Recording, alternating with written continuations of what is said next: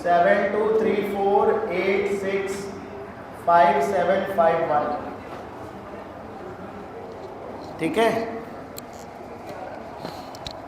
इस नंबर पे मुझे मैसेज कर देना, तो जो 4 लेक्चर हो गए वेक्टर की रिकॉर्डिंग वो चारों के चारों मैं भेज दूंगा। ठीक है, तो आज हम लोग थोड़ा सा कहानी को आगे बढ़ाएंगे। मैंने वैसे कुछ क्वेश्चंस भी दिए थे, तो मैं 15-20 मिनट आपके डाउट डिस्कस करना चाह रहा हूँ। नए बच्चों को थोड़ा दर्द हो सकता है, लेकिन मेरा काम ही है, फिजिक्स मास्टर का काम ही होता है नीट के बच्चों को दर्द देना है। तो थोड़ी देर मुझे, और बाकी थोड़ा थोड़ा सबने पढ़ा है पहले से, तो बिल्कुल ब्लैंक नहीं होगा। तो जो क्वेश्चन मैंने पहले तो ये बताओ टिक कराए थे, आपको 3 दिन का समय मिला, आपने सॉल्व कर लिए सारे। उसमें से जो क्वेश्चन आपसे नहीं बने हैं, जिन क्वेश्चन में आपको डाउट है, वो आप मुझसे पूछिएगा। ठीक है, तो पेज नंबर 1 पे बताओ कौन कौन से डाउट है, बताओ। पेज नंबर 1 पे एक बच्चे ने क्वेश्चन नंबर 6 बोला है, और कोई बोलना चाहे? क्वेश्चन नंबर 7 हो गया, और बताओ। 6 हो गया, 7 हो गया, और बताओ। 19 का है, पेज नंबर 1। ओके, चलिए तो क्वेश्चन नंबर 6 देख लेते हैं बेटा। 6 देखो, बहुत ही सिंपल सी बात है। 6 मैंने टिक नहीं कराया होगा। ओके, चलो ठीक है, फिर भी मैं समझा देता हूं। क्वेश्चन नंबर 6 समझो बेटा। कह रहा है 2 vectors A and B lies in a plane, another vector C lies outside the plane, then the resultant A plus B plus C। बेटा एक बात बहुत ध्यानपूर्वक समझना है, 3 वेक्टर का एडिशन हमें करना है, एडिशन ऑफ 3 वेक्टर्स। कह रहे हैं कि ये 0 हो सकता है, lies in the plane A plus, ठीक है, 0 नहीं हो सकता। अब मेरी बात ध्यानपूर्वक समझना, बहुत ही ध्यान से। अगर मुझे इसे 0 करना है, अगर मुझे इसे 3 वेक्टर का रिजल्टेंट 0 करना है, तो बेटा मैं इसे ऐसे लिख सकता हूं, C वेक्टर बराबर माइनस का A vector plus B vector. बहुत ध्यानपूर्वक समझना है, बहुत ध्यानपूर्वक। यानी अगर A plus B plus C 0 है, तो A वेक्टर की जो वैल्यू होगी वो माइनस टाइम्स C की वैल्यू होगी minus times A plus B। इतनी बात ओके है कि नहीं? अब मेरे जो पूछो उसका जवाब देना, सब पढ़ा चुका हूं। मान लो 2 वेक्टर जो कि प्लेन में है, एक A वेक्टर एक B वेक्टर, तो जो A प्लस B होगा वो इस पैरेललोग्राम का डायगोनल होता था कि नहीं? ये जो वेक्टर होता था, ये क्या बदतमीजी है, इधर आए, ये जो वेक्टर होता था ये हमारा होता था A वेक्टर प्लस B। मैंने आपको ये बात लास्ट लेक्चर में लिखवाई, अगर आप नोट्स देखना चाहें तो देख सकते हैं कि A और B हमारे सेम जिस प्लेन में होंगे उसी प्लेन में A प्लस B होगा। बताओ होगा कि नहीं? इवन मैंने ये भी बताया था A प्लस B हो, A माइनस B हो, 2A प्लस 3B हो, 7A minus 7A minus 8B हो। कोई भी A और B से बना हुआ वेक्टर, प्लस माइनस बीच में कुछ भी लगाओ, ये सारे के सारे वेक्टर उसी प्लेन में होते हैं जिस प्लेन में A और B होते हैं। ये बात मैं बता चुका हूं कि A और B के लीनियर कॉम्बिनेशन से बनने वाले सभी वेक्टर, चाहे A प्लस B हो, चाहे A माइनस B हो, 2A plus 3B, 5A minus 7B, 8A minus 9B, all the vectors जो कि A और B के लीनियर कॉम्बिनेशन से बनते हैं वो A और B के प्लेन में होते हैं। बहुत ध्यान समझना।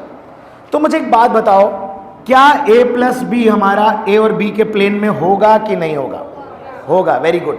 अच्छा मुझे बताओ, A प्लस B एक वेक्टर है, A प्लस B एक वेक्टर है जो कि ये वाला वेक्टर है, और C अगर ये 0 होना है तो C उसका नेगेटिव होगा, यानी इस A प्लस बी का नेगेटिव होगा। नेगेटिव समझते हो ना किसी वेक्टर का? डायरेक्शन अपोजिट और मैग्नीट्यूड सेम। तो A प्लस बी जो वेक्टर आएगा उसमें अगर मैं माइनस साइन लगा दूंगा तो जो C वेक्टर होगा वो कैसा होगा? ये इसके एग्जैक्टली अपोजिट होगा। या मैं ये कहूं, इसे 0 होने के लिए ए प्लस बी का जो रिजल्टेंट आएगा उसके इक्वल एंड अपोजिट होगा कौन सा वेक्टर? सी। देखो अब इस तरह से जीरो हो जाएगा। अब जीरो कैसे होगा? ऐसा समझो, इन दोनों का जो रिजल्टेंट आया वो ये आया, और ये वेक्टर कैसे हैं? दोनों बराबर हैं, तो ये दोनों क्या एक दूसरे को कैंसिल आउट कर देंगे। तो मैं ऐसा कह रहा हूं कि ए और बी के जो रिजल्टेंट है उसको सी ने क्या कर दिया? Cancel out. लेकिन कैंसिल आउट कर दे इसके लिए जरूरी है कि जो सी हो वो किसके बराबर हो? ए प्लस बी के मैग्नीट्यूड में बराबर हो, डायरेक्शन में अपोजिट हो, इसलिए minus of A plus B है। अब मेरी बात समझना, लेकिन ऐसा जीरो तभी हो पाएगा जब सी ये होगा, और अगर सी इसके बराबर है तो मुझे बताओ ए प्लस बी के अगर अपोजिट होगा तो क्या इसी प्लेन में नहीं होगा?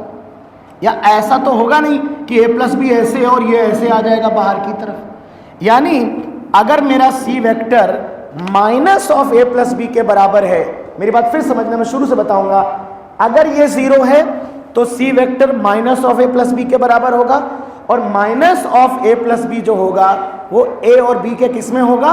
प्लेन में होगा।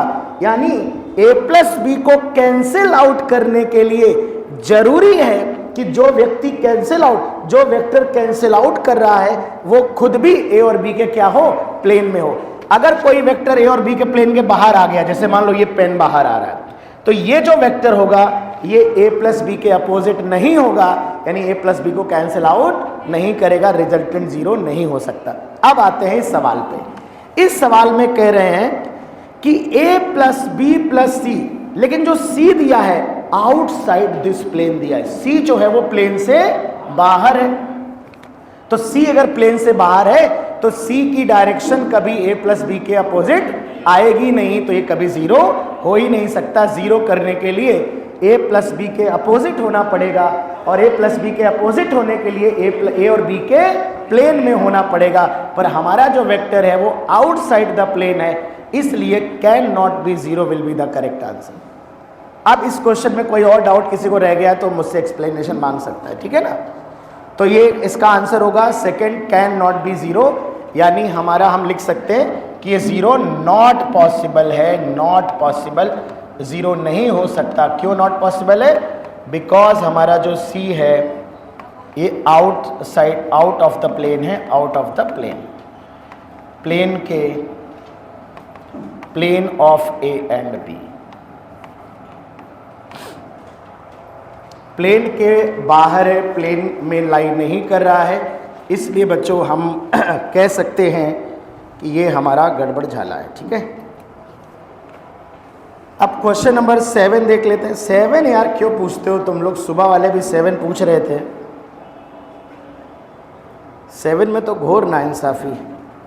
चलो बता देते हैं। देखो क्वेश्चन नंबर 7 क्या कह रहा है।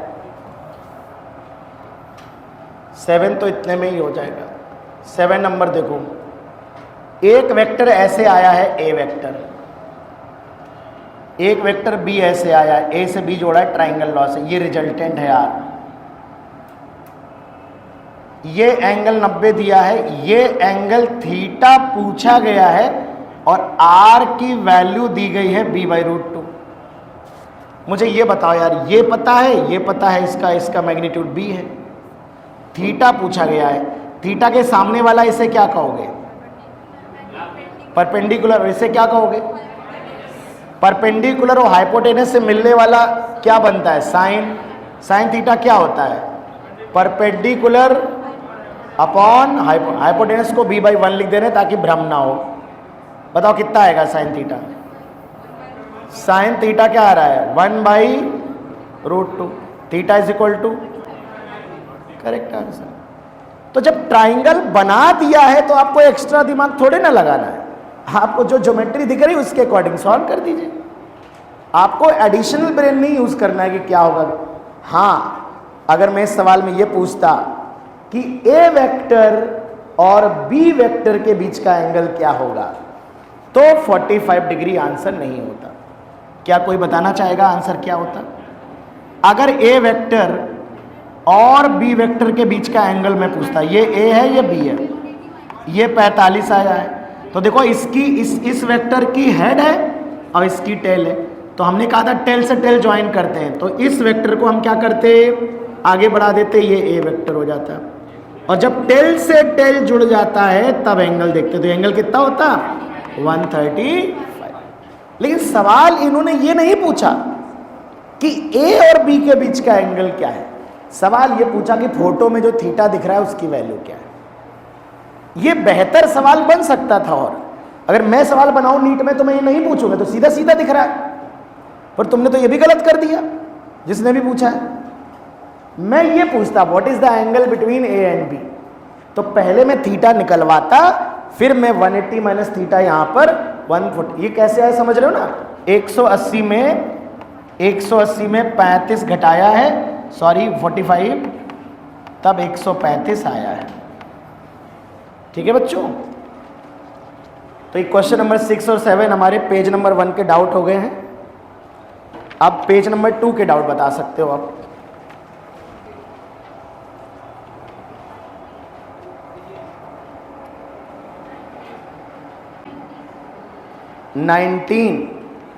नित्या दीदी आपसे ये उम्मीद नहीं थी, आप 19 नंबर पूछ रही हैं, बहुत ही दुखद है ये मेरे लिए,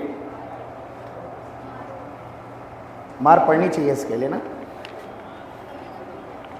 मैं अभी आपको याद दिलाता हूँ, क्या हम आगे बढ़ सकते हैं, कोई लिख तो नहीं रहा कुछ। बच्चों मुझे एक बात याद दिलाना, मैं मतलब 19 नंबर तो बता ही दूंगा, लेकिन मैं पुरानी यादें थोड़ी ताज़ा करना चाह रहा हूँ। मुझे बताइए जरा कि अगर हम दो वेक्टर बेटा जोड़ रहे हैं, बीच का एंगल थीटा है, तो ये जो रिजल्टेंट आता है बेटा, इसका फॉर्मूला मैंने लिखवाया था, जरा जोर जोर से बता दो।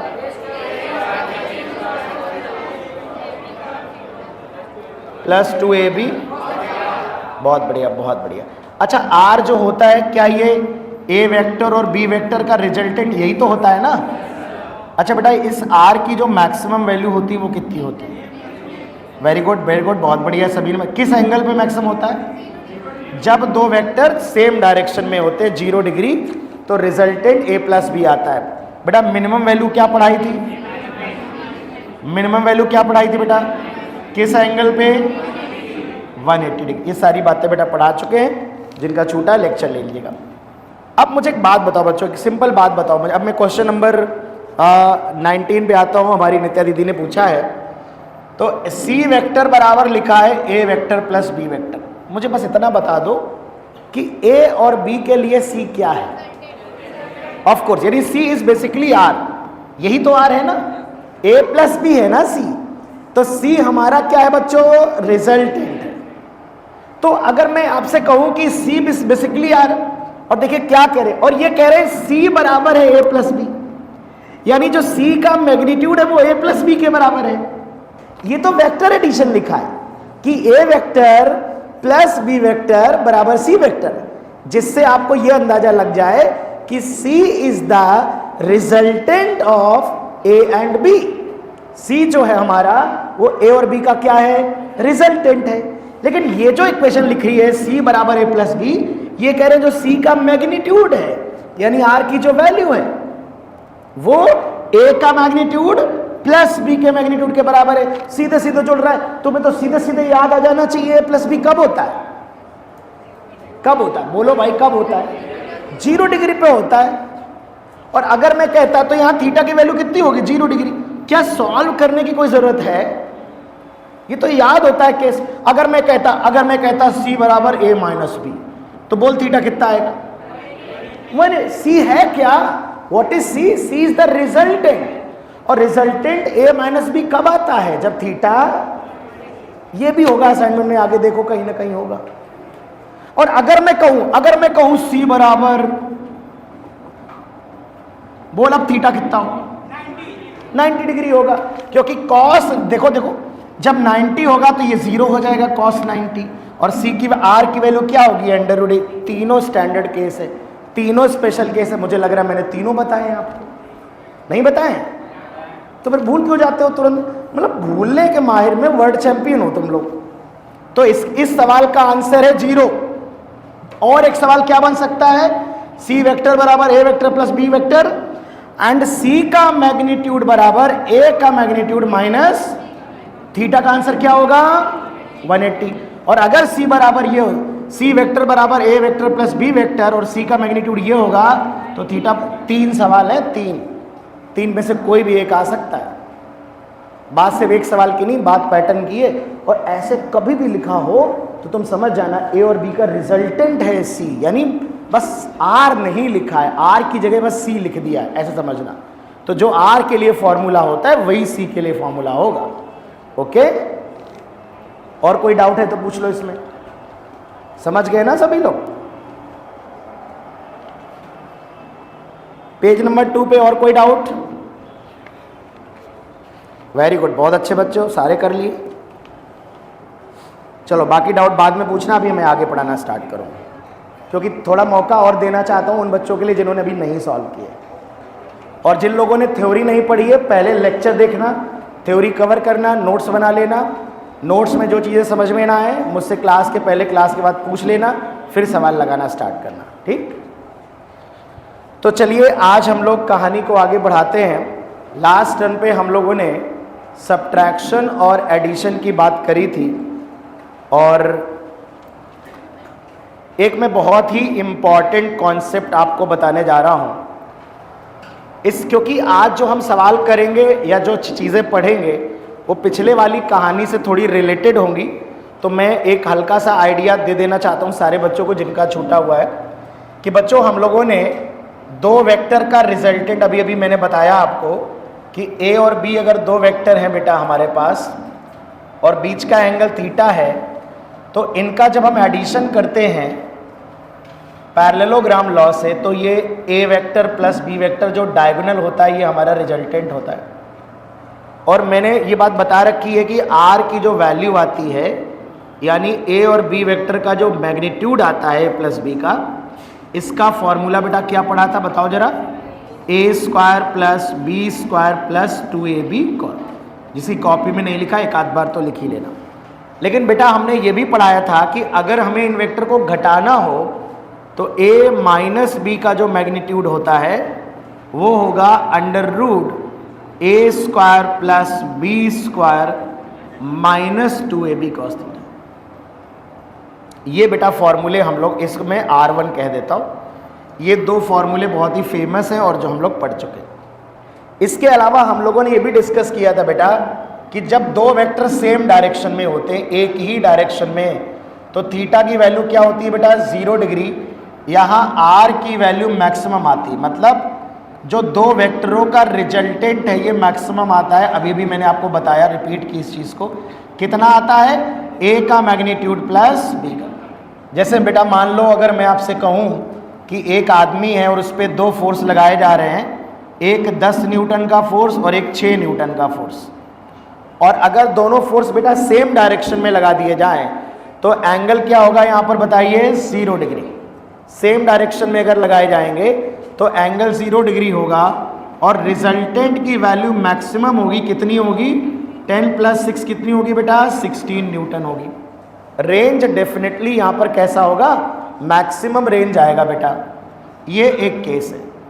इसके बाद मैंने ये भी बताया कि अगर एक वेक्टर बेटा ऐसे लग रहा हो और दूसरा वेक्टर उसके अपोजिट हो और बीच का एंगल कितना हो बेटा, तो इन दोनों का जो रिजल्टेंट आता है वो मिनिमम आता है और बड़े वाले में हम छोटे वाले को घटा लेते हैं। यानी जैसे मान लो इस आदमी पर, अगर ये हमारा जो आगे वाला सवाल उसमें यूज़ होगा इसलिए बता रहा हूँ मैं तसल्ली से, मान लो एक बॉडी पे 2 फोर्स लगाए जाए, 10 न्यूटन और 4 न्यूटन, या 10 और 6 ही ले लेते हैं। तो 10 न्यूटन और 6 न्यूटन अगर दोनों अपोजिट डायरेक्शन में लगाएंगे तो इसका जो रिजल्टेंट आएगा R आएगा वो 10 माइनस 6 कितना आ जाएगा? 4 न्यूटन। और उसकी जो डायरेक्शन होगी ना, डायरेक्शन वो बड़े वाले फोर्स की डायरेक्शन में होगी। एडिशन में तो क्या होगा? R इसी डायरेक्शन में आएगा, इसी डायरेक्शन में। लेकिन 10 इधर लगा रहे, 6 इधर लगा रहे, तो जो R की डायरेक्शन आएगी वो इस डायरेक्शन में R हमारा आएगा, इस डायरेक्शन में, है ना? तो इस डायरेक्शन में हमारा R आएगा, बड़े वाले की डायरेक्शन में। तो आप ऐसा समझ लो, मैंने बताया था कि जो R की रेंज होती है वो a माइनस बी से a प्लस बी के बीच में हमारा R लाई करता है। यानी अगर मेरे पास 2 वेक्टर हैं बच्चों, एक वेक्टर का मैग्नीट्यूड कैपिटल A है दूसरे का मैग्नीट्यूड कैपिटल बी है, तो 180 डिग्री पे जब जोड़ोगे तो a माइनस बी आएगा, 0 डिग्री पे जोड़ोगे तो a प्लस बी आएगा। 0 से 180 डिग्री के बीच में कुछ भी एंगल लोगे, इन्हीं के बीच में वैल्यू आएगी। मिनिमम ये है, मैक्सिमम ये है, इससे ज़्यादा नहीं हो सकता, इससे कम नहीं हो सकता, इन दोनों के बीच में कुछ भी हो सकता है, एनीथिंग इज पॉसिबल। जैसे मैं अगर आपसे कहूँ बेटा कि 10 न्यूटन और 6 न्यूटन को अगर जोड़ा जाए, 10 और 6 को जोड़ा जाए, वेक्टर एडिशन किया जाए, तो बताओ क्या रेंज आ सकती है, फोर्स की रेंज क्या आ सकती है? तो 10 प्लस 6 क्या आ सकता है? 16, और 10 माइनस 6 क्या आ सकता है? 4। यानी मैक्सिमम आ सकता है 16 और मिनिमम आ सकता है 4। 4 और 16 के बीच में कुछ भी आ सकता है, 4 से कम नहीं आएगा, 16 से ज़्यादा नहीं आएगा, ये कंफर्म बात है। 4 से कम नहीं हो सकता, 16 से ज़्यादा नहीं हो सकता, पर 4 और 16 के बीच में कुछ भी हो सकता है। ये डिपेंड करेगा कि तुमने थीटा क्या लिया है। थीटा बदलते जाओगे, वैल्यू चेंज होती जाएगी, 15 हो सकता है, 14 हो सकता है, 13 हो सकता है, 5 हो सकता है, 6 हो सकता है, 8 हो सकता है, उसके अकॉर्डिंग थीटा की अलग अलग वैल्यू आएगी, पर 16 से ज़्यादा नहीं होगा और 4 से कम नहीं होगा। पर 4 और 16 के बीच में एवरीथिंग इज पॉसिबल, सब कुछ हो सकता है, ये वाली बात आपके दिमाग में होनी चाहिए। क्योंकि जो अगला सवाल मैं आपको कराने जा रहा हूँ वो बहुत ही इंपॉर्टेंट है और बहुत ही इंपॉर्टेंट सवाल उस पर बनते हैं, बार बार एग्जाम में क्वेश्चन आते हैं, तो उसके लिए आपको ये बातें पता होनी ज़रूरी है। क्योंकि अब हम डिस्कस करने जा रहे हैं equilibrium of particle under 3 forces, है ना। 3 फोर्सेस पे जो बेसिक सा सवाल बनता है, बाकी तो हम equilibrium Newton's laws of motion में पढ़ेंगे, पर अभी हम डिस्कस करेंगे। तो किसी को लिखना है ये बातें तो लिख सकता है, अदरवाइज हम लोग आगे बढ़ेंगे। Equilibrium of particle under 3 forces, heading लगा दो, equilibrium of particle under 3 forces.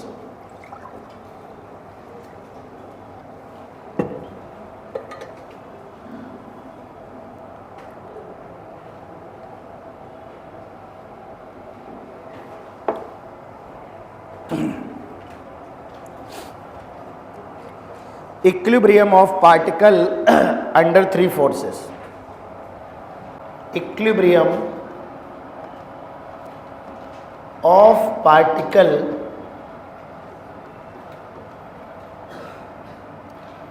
Under 3 forces. 3 का ही आता है हमारे एग्जाम में। क्वेश्चन का फॉर्मेट कैसा भी हम देखेंगे। पहले तो आप ये समझो बेटा कि फोर्स जो होता है वो वेक्टर क्वांटिटी है। Force is a vector quantity, force हमारी वेक्टर क्वांटिटी है। तो अगर किसी पार्टिकल पे इक्विलिब्रियम की कंडीशन समझो, फॉर इक्विलिब्रियम, अगर कोई पार्टिकल बेटा इक्विलिब्रियम में है, बेटा समझना, नेट फोर्स जो होना चाहिए, नेट फोर्स या रिजल्टेंट फोर्स जो होना चाहिए पार्टिकल पे, on the particle must be 0। मतलब जो भी रिजल्टेंट फोर्स, आप समझ रहे हो ना, एफ नेट लिख सकते हो, एफ रिजल्टेंट लिख सकते हो, एफ रिजल्टेंट लिख सकते हो, उसकी वैल्यू 0 होनी चाहिए। किसी भी पार्टिकल पर जब नेट फोर्स बेटा कितना होता है? 0। तो हम कहते हैं कि पार्टिकल हमारा इक्विलिब्रियम में है, नेट फोर्स 0 होना चाहिए। जितने भी फोर्स लग रहे हैं सभी का वेक्टर एडिशन, सभी का वेक्टर समेशन क्या होना चाहिए? 0। रिजल्टेंट फोर्स मैंने लिखा, मान लो पार्टिकल पे 2 फोर्स लग रहे हैं, F1 और F2, तो F1 vector plus F2 vector 0 होना चाहिए। मान लो पार्टिकल पे 3 फोर्स लग रहे हैं, तो F1 vector plus F2 vector plus F3 vector, ये रिजल्टेंट है, ये 0 होना चाहिए। अगर पार्टिकल पे n फोर्स लग रहे हैं, n 5, 7, 10, 15 लग रहे हैं, तो सभी का वेक्टर सम क्या होना चाहिए? 0। कुल मिला के इक्विलिब्रियम के लिए जरूरी है कि पार्टिकल पर क्या 0 हो? रिजल्टेंट फोर्स 0 होना चाहिए। अब अगर मैं आपसे 2 फोर्स की बात करूं, पहले मैं केस ले रहा हूं, केस 1, 2 फोर्सेस,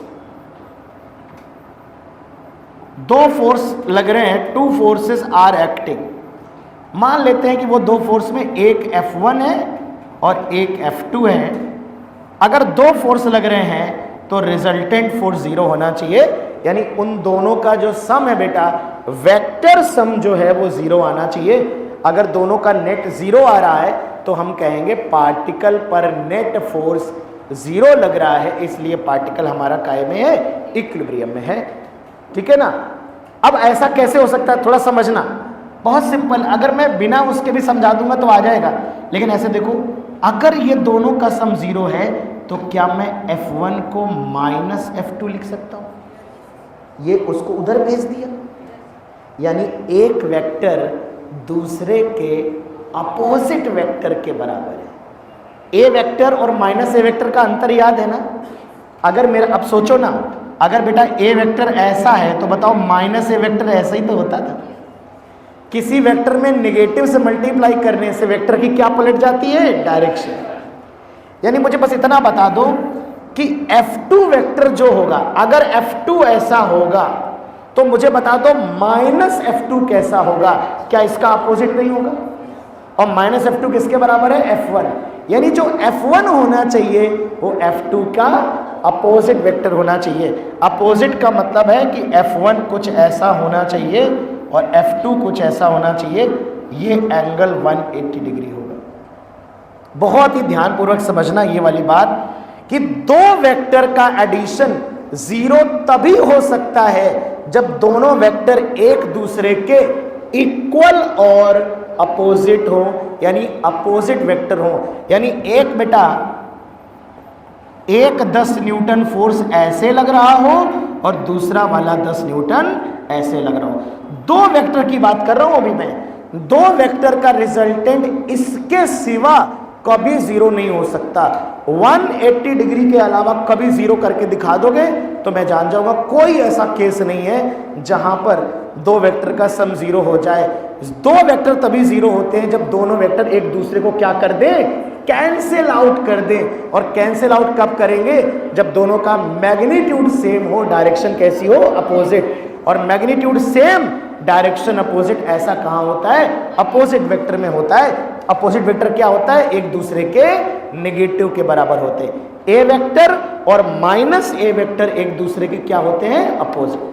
तो सबसे पहले तो अगर आप 2 का केस समझोगे ना तो आप 3 का केस भी समझ जाओगे बहुत आराम से। क्योंकि मैं अभी आपको वेक्टर के बेसिक यूज करके समझाऊंगा। मैं आपको न्यूटन्स लॉस ऑफ मोशन की कहानी वो सब नहीं समझाऊंगा, वो सब बातें हम आगे करेंगे, लामीज थ्योरम और दुनिया भर की बातें। लेकिन अभी सिर्फ हल्की हल्की बातें समझेंगे। तो बेटा हम ये समझ गए हैं कि दो वेक्टर का अगर रिजल्टेंट 0 लाना है, दो फोर्स का रिजल्टेंट अगर 0 लाना है, इक्विलिब्रियम में पार्टिकल को लाना है, तो दोनों मैग्नीट्यूड में बराबर होने चाहिए और डायरेक्शन में अपोजिट। क्या इतनी बात डाइजेस्ट हो रही है सभी को? ठीक है। तो मुझे एक बात बता दो, एक 6 न्यूटन का फोर्स है और एक 10 न्यूटन का फोर्स है। सिर्फ यही दो फोर्स है, यही दो फोर्स है, केवल तीसरा नहीं है। क्या इनको लगाने पर पार्टिकल इक्विलिब्रियम में आ सकता है?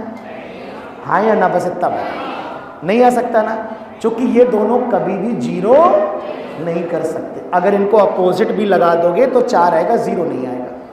अच्छा एक बात बता दो, अगर मेरे पास एक 20 न्यूटन है, दूसरा 20 न्यूटन है, तो क्या इनको जोड़ के 0 किया जा सकता है? कैसे जोड़ोगे, कैसे जोड़ोगे, कितने एंगल पे ऐड करोगे, 180 डिग्री पे। अच्छा मुझे बताओ, ये दो फोर्स है, लेकिन शर्त ये है कि 180 डिग्री पे ऐड नहीं करना, तो क्या 0 हो सकता है? सिर्फ 180 डिग्री पे 0 हो सकता है, दोनों बराबर हो और अपोजिट डायरेक्शन में लगे जाए। बात समझ रहे हैं ना? तो मुझे एक बात बताओ, दो वेक्टर का रिजल्टेंट 0 सिर्फ और सिर्फ कितनी तरह से हो सकता है? एक तरह से, जब दोनों के मैग्नीट्यूड बराबर हो और दोनों की डायरेक्शन कैसी हो, अपोजिट। अब हम बात 3 की करेंगे, इससे पहले कहानी लिख लो, जितनी बनाई फटाफट लिख लो, फिर 3 की बात करेंगे। सवाल 3 पे आएगा, 2 पे नहीं आएगा, सवाल 3 पे आएगा। और सवाल कैसा आएगा मैं अभी लिखूंगा आपको।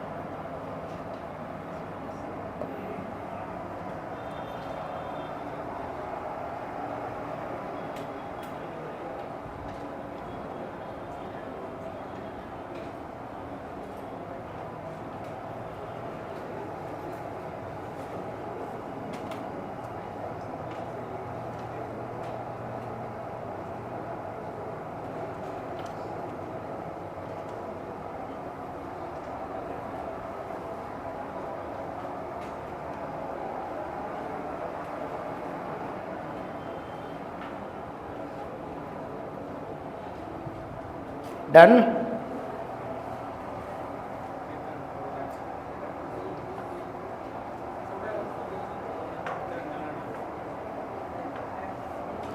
अब देखिए 3 वेक्टर की बात करते हैं बच्चों, लिखना है, लिखो जल्दी लिखो।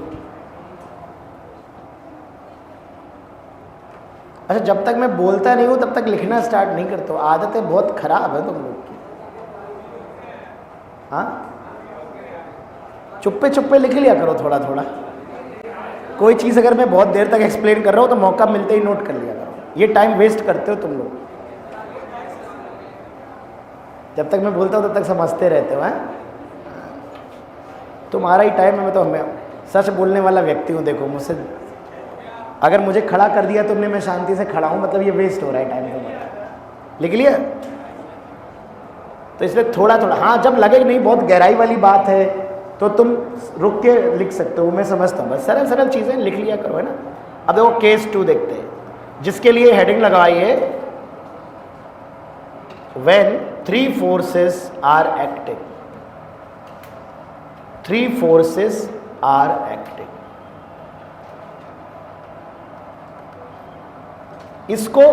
इसको करने से पहले मैं कुछ छोटे छोटे सवाल आपसे पूछूंगा, आप मुझे बताइएगा। छोटे छोटे सवाल मैं आपसे पूछने वाला हूँ, बहुत ही सिंपल सी बात है। मुझे एक बात बताओ, अगर मैं तुमसे कहूँ कि एक ए वेक्टर है और एक माइनस ए वेक्टर है, दोनों में क्या सेम होगा? मैग्नीट्यूड सेम होगा। पक्की बात ना? वेरी गुड, बहुत अच्छी बात है। क्या अपोजिट होगी? अच्छा, मान लेते हैं कि 3 फोर्स लग रहे हैं, एक F1 वेक्टर लग रहा है, एक F2 लग रहा है, एक F3 लग रहा है। तो जो रिजल्टेंट होगा, जो रिजल्टेंट फोर्स होगा, F रिजल्टेंट है ना, शॉर्ट में लिख रहा हूं, ये 0 होना चाहिए। किसके लिए? इक्विलिब्रियम के लिए। शर्त यही है कि ये 0 होना चाहिए। ये 0 कैसे हो सकता है? अगर मैं मैथमेटिकली ना बताऊं तो भी चलेगा, बहुत सिंपल, लेकिन मैं बस एक लाइन लिख देना चाह रहा हूं। कोई भी एक फोर्स इधर रख लो, कोई 2 उधर भेज दो, तो मैं F1 को रख लेता हूं, ठीक है, मेरे ऐसे उधर भेज, माइनस हो जाएगा -F2 -F3, या मैं चाहूं तो माइनस कॉमन ले लूं तो प्लस लिख सकता हूं। क्या मैं ऐसे लिख सकता हूं बेटा? मुझे बस इस लाइन का मतलब समझा सकते हो क्या? क्या इस लाइन का मतलब क्या लैंग्वेज में समझा सकते हो क्या? अच्छा, मुझे एक बात बताओ कि F2, अगर मान लो एक F2 ऐसे लग रहा है और F3 ऐसे लग रहा है, तो F2 प्लस F3 क्या है? बस इतना बताओ, F2 प्लस F3 क्या है? इन दोनों का क्या है? Result. Very good, very good. तो ये बेसिकली क्या यही वेक्टर है? क्या ये F2 प्लस F3 वेक्टर है क्या? बताओ, यही तो है F2 प्लस F3। अच्छा, F2 प्लस F3 में अगर मैं माइनस से मल्टीप्लाई कर रहा हूं तो क्या मुझे एक नया वेक्टर मिलेगा? वो वेक्टर जो मिलेगा माइनस से मल्टीप्लाई करने के बाद, वो उसका F2 प्लस F3 से क्या रिश्ता होगा? इसके अपोजिट होगा।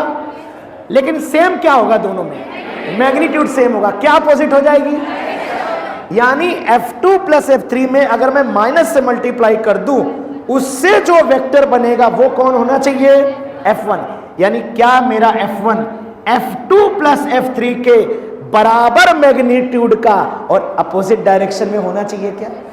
क्योंकि तुम ही ने बताया कि सर F2 प्लस F3 ये रिजल्टेंट है, और अगर मैं इसमें माइनस से मल्टीप्लाई कर रहा हूं तो मुझे एक न्यू वेक्टर मिलेगा, and that new vector will have the same magnitude. Same magnitude होगा बेटा, पर डायरेक्शन अपोजिट होगी। यानी F2 प्लस F3 के बराबर मैग्नीट्यूड में और अपोजिट डायरेक्शन वाला वेक्टर होगा, कौन होगा? F1 होगा। यानी F1 ठीक F2 प्लस F3 के क्या होगा? अपोजिट होगा। जितनी लंबाई इसकी होगी उतनी ही लंबाई इसकी होगी, तभी तो ये वेक्टर इसको क्या कर पाएगा? कैंसिल। अब मैं आपको ऐसे समझाता हूं, सरल भाषा में समझाता हूं। ये तो मैंने आपको टेक्निकल समझाया, व्यवहारिक भाषा में जैसे आप सवाल करोगे। सवाल का सिंपल मुद्दा इतना है कि अगर मुझे 3 वेक्टर जोड़ने, 3, अगर मुझे सिर्फ 2 जोड़ने हो तो 2 को 0 ऐसे कर सकते हो कि दोनों मैग्नीट्यूड में बराबर होने चाहिए और डायरेक्शन में अपोजिट। अब मुझे 3 को कैंसिल करके 0 करना, 3 वेक्टर को जोड़ना है और 0 आना चाहिए। तो मैं ऐसे सोच सकता हूं कि पहले मैं 2 वेक्टर जोड़ लूं और जो दो वेक्टर का जो रिजल्टेंट आए, दो वेक्टर का जो रिजल्टेंट आए उससे तीसरा क्या कर दे, कैंसिल आउट कर दे।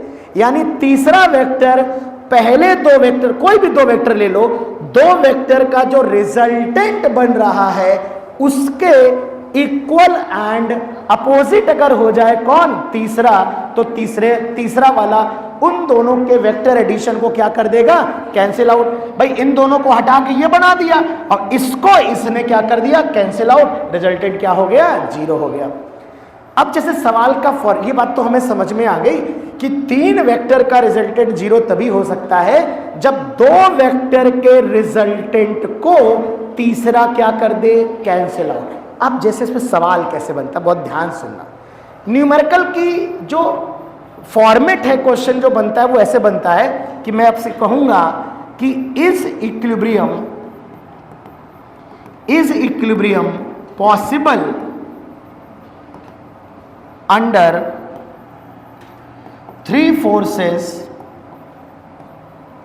एक है F1 equal to 7 newton, F2 is equal to 10 newton और F3 is equal to 15 Newton. मैंने कहा कि भैया अगर एक बॉडी पर, अब आप कलम रोक सकते हैं और मेरी बात ध्यान से सुनिए क्योंकि मैं काम की बात बताने जा रहा हूं। सवाल जो अभी आएगा वो बहुत टफ नहीं आएगा, एग्जैक्ट ऐसे ही फॉर्मेट होगा कि अगर एक बॉडी पर ये 3 फोर्स लगाए जा रहे हैं तो क्या पार्टिकल इक्विलिब्रियम पॉसिबल होगा। अब आपको ये सोचना है कि इन तीनों को, ये नहीं बताया कैसे लगाओ, बोले चॉइस इज योर्स, आप जैसे लगाना चाहो लगा लो, बस इक्विलिब्रियम में ला दो, क्या ये पॉसिबल है कि नहीं है। आपके दिमाग में ये चल रहा है कि बस 0 करना है किसी तरह। तो मैं आपको, वैसे तो आप किन्हीं भी 2 को लेके चेक कर सकते हो, लेकिन मैं जो कभी फेल ना होने वाली आपको सोल्यूशन बता रहा हूं। आप छोटे वाले 2 पकड़ो, छोटे वाले 2 पकड़ो और उनका रिजल्टेंट निकालो। देखो कॉन्सेप्ट क्या कहता है, तीनों का रिजल्टेंट अगर 0 बनाना है तो किन्हीं 2 के रिजल्टेंट को तीसरा क्या कर दे, कैंसिल आउट। और कैंसिल तब करेगा जब उसके बराबर होगा, डायरेक्शन में अपोजिट होगा। डायरेक्शन तो हमारे हाथ में है, हम सेट कर लेंगे, क्योंकि डायरेक्शन थोड़े ना बताई इन्होंने, डायरेक्शन हम अपने हिसाब से सेट कर देंगे। बस ये चेक कर लो कि 2 का रिजल्टेंट तीसरे के बराबर हो भी पाएगा कि नहीं। तो बस सिंपल तरीका है बेटा, आप छोटे वाले 2 फोर्स पकड़ो, छोटे वाले सबसे। इससे कभी 3 बार चेक नहीं करना पड़ेगा, नहीं तो 3 बार चेक करना पड़ जाएगा। क्या पकड़ना है, छोटे वाले 2। और मुझे बस ये बता दो, जैसे मैंने F1 F2 2 पकड़ लिए, मुझे ये बता दो कि जो F1 और F2 का जो रिजल्टेंट है, छोटे वाले 2 पकड़ना है, उसकी मिनिमम वैल्यू कितनी होगी और मैक्सिमम कितनी होगी। 7 और 10 का मैक्सिमम कितना, 17, मिनिमम कितना अभी बताए थे, a plus B a minus B, तो 10 माइनस 7 3। मुझे एक बात बताओ बेटा, यानी इन दोनों वेक्टरों का जो रिजल्टेंट होगा वो 3 से कम नहीं हो सकता, 17 से। 3 और 17 के बीच, ये बात समझ में आ रही है, तो 3 और 17 के बीच में क्या 15 हो सकता है, क्या 15 हो सकता है, बताओ मेरे बच्चों। यानी 15 हो सकता है। इसका मतलब है बच्चों कि मैं 3 न्यूटन ऐसे लगा दूं और मैं 3 नहीं, कौन सा था, 7 और कौन था 10, 7 और 10 का रिजल्टेंट 15 हो सकता है, पॉसिबिलिटी है। हमें नहीं जानना किस एंगल पे ऐसा होगा, लेकिन हो सकता है। यानी इन दोनों को मैं ऐसे लगाऊंगा कि इनका रिजल्टेंट कितना आ जाए, 15। और ये वाला जो 15 F3 है, इसको इसके अपोजिट सेट कर दूंगा और ये 15 और ये 15 क्या कर देगा, कैंसिल आउट कर देगा। नेट क्या हो जाएगा, 0। यानी आपको आंसर टिक करने के लिए सिर्फ इतना चेक करना है कि छोटे वाले 2 फोर्स का जो रेंज है रिजल्टेंट, क्या उस रेंज में ये लाई कर रहा है कि नहीं कर रहा है। अगर इन दोनों का रिजल्टेंट ये हो सकता है तो रिजल्टेंट 0 किया जा सकता है, और अगर रिजल्टेंट 0 हो सकता है, नेट फोर्स 0 हो सकता है, तो वो फिर इन दोनों के रिजल्टेंट को ये कैंसिल आउट करवा देंगे इससे, और नेट क्या हो जाएगा, 0। कैंसिल आउट कैसे कराएंगे वो अभी नहीं बताना है, पर तुम्हें पता है कि इन दोनों का जो रिजल्टेंट 15 लाएंगे, उसको ऐसा डेटा सेट करेंगे कि 15 आ जाए, और जब 15 आएगा तो इस वाले 15 को तीसरे वाले को इसके अपोजिट लगा करके नेट क्या कर लेंगे, 0, और आंसर 0। यानी यहां पर हम लिखेंगे कि इक्विलिब्रियम जो है ना वो कैसा है बेटा, वो पॉसिबल है, इक्विलिब्रियम पॉसिबल है। तुम देखकर बता सकते हो 2 न्यूटन, 6 न्यूटन और 10 न्यूटन, क्या इक्विलिब्रियम पॉसिबल है? छोटे वाले 2 का रिजल्टेंट बताओ, 2 और 6, 2 और 6 का ज्यादा से ज्यादा कितना? 8, कम से कम 6 और 2 का कम से कम 6 माइनस 2 कितना? 4, 6 प्लस 2 कितना? 8। यानी इन दोनों का रिजल्टेंट कम से कम 4 होगा, ज्यादा से ज्यादा 8 होगा, क्या कभी 10 होगा? तो जब इन दोनों का रिजल्टेंट कभी 10 होगा ही नहीं, तो क्या इस 10 को कोई कैंसिल आउट करने वाला है? तो क्या कभी 0 हो पाएगा? कभी 0 नहीं होगा। यानी अगर ये फोर्स लगाए जाए तो इक्विलिब्रियम असंभव है, इक्विलिब्रियम पॉसिबल नहीं। अभी जो वेक्टर में जो सवाल बनेगा वो ऐसा ही बनेगा, बाकी आगे न्यूटन्स लॉ में और भी सवाल बनते हैं। अभी जो फॉर्मेट है सवाल का वो सिंपल पूछा जाएगा कि क्या इक्विलिब्रियम पॉसिबल है। तो क्या देखना है? छोटे वाले 2 फोर्सेस का जो रिजल्टेंट है उस रेंज में तीसरा बड़ा वाला फोर्स हमारा लाई करना चाहिए, तभी रिजल्टेंट 0 हो पाएगा। Got it? इसको लिख लीजिए बेटा, कोई डाउट है तो आप मुझसे डिस्कस कर सकते हैं।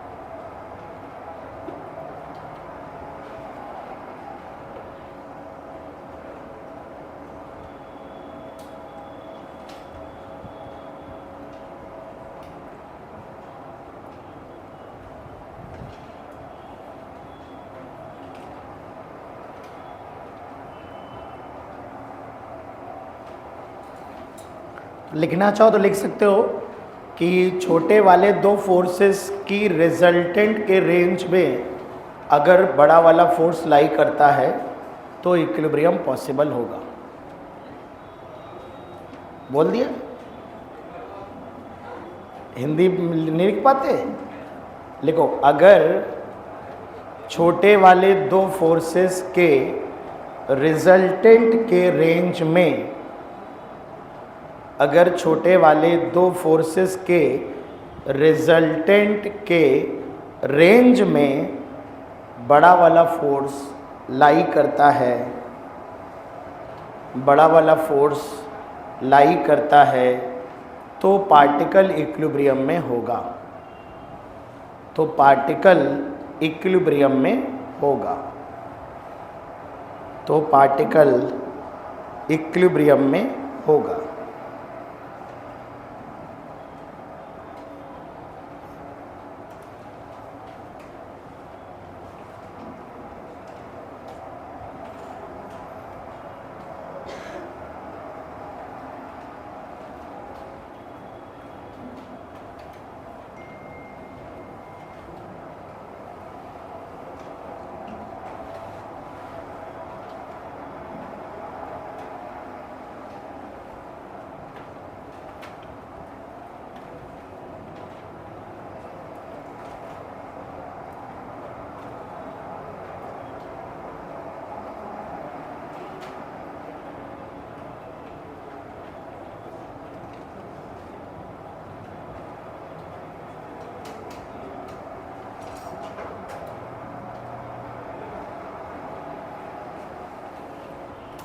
Done.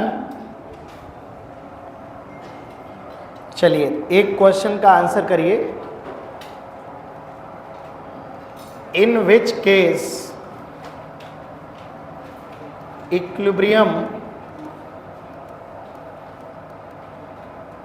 equilibrium of particle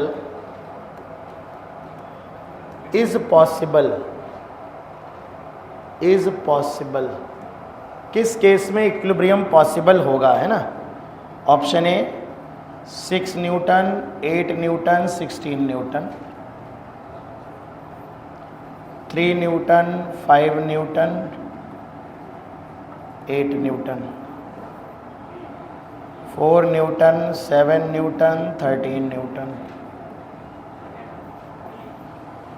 8 newton, 9 newton, 10 Newton.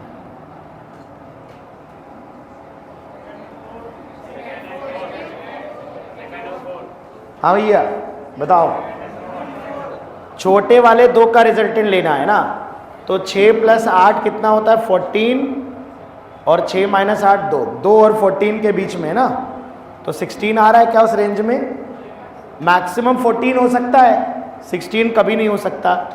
देखो चाहो तो 6 + 8 = 14, 8 - 6 = 2, तो 2 से 14 के रेंज में है, 16 नहीं लाई कर रहा है, तो इक्विलिब्रियम नॉट पॉसिबल।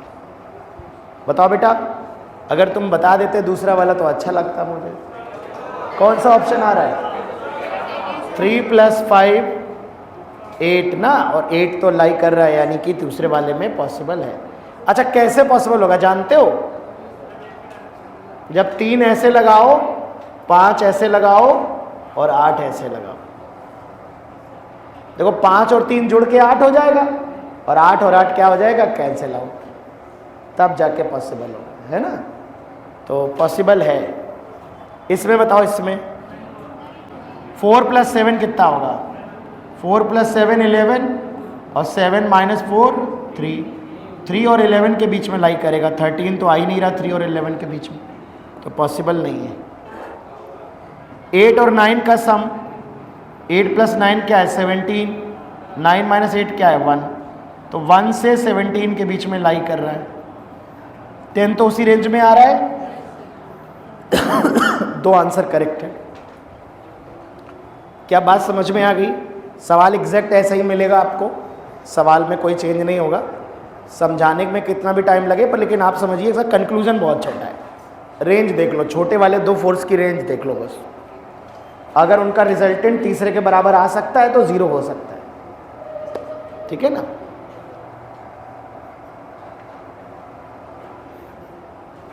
डन। एक और इम्पॉर्टेंट बात मैं बताता हूँ आपको, नोट लिखवाने वाला हूँ जो बहुत ज़रूरी है। चूँकि 0 करने की बात हो ही रही है तो एक केस और देखते हैं।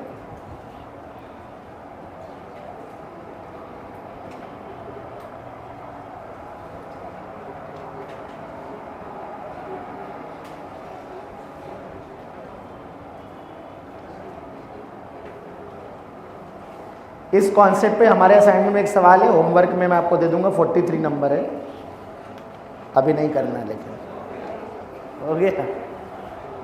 आगे बढ़े, लिख लिया ना सबने, तो सेकंड और फोर्थ आंसर हो जाएंगे। कोई डाउट है तो आप पूछ सकते हो मुझसे अभी।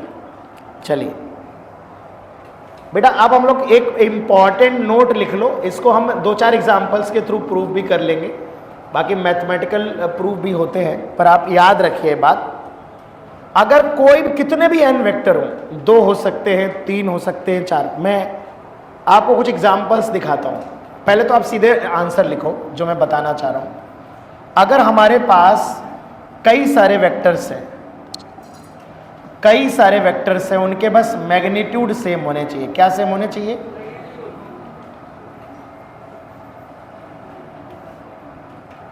गिनती मत कर लेना है कितने हैं, n वेक्टर्स है, मान लो n वेक्टर्स, सभी के मैग्नीट्यूड ए सभी के मैग्नीट्यूड सेम है। ये एंगल थीटा, ये थीटा, ये थीटा, ये थीटा,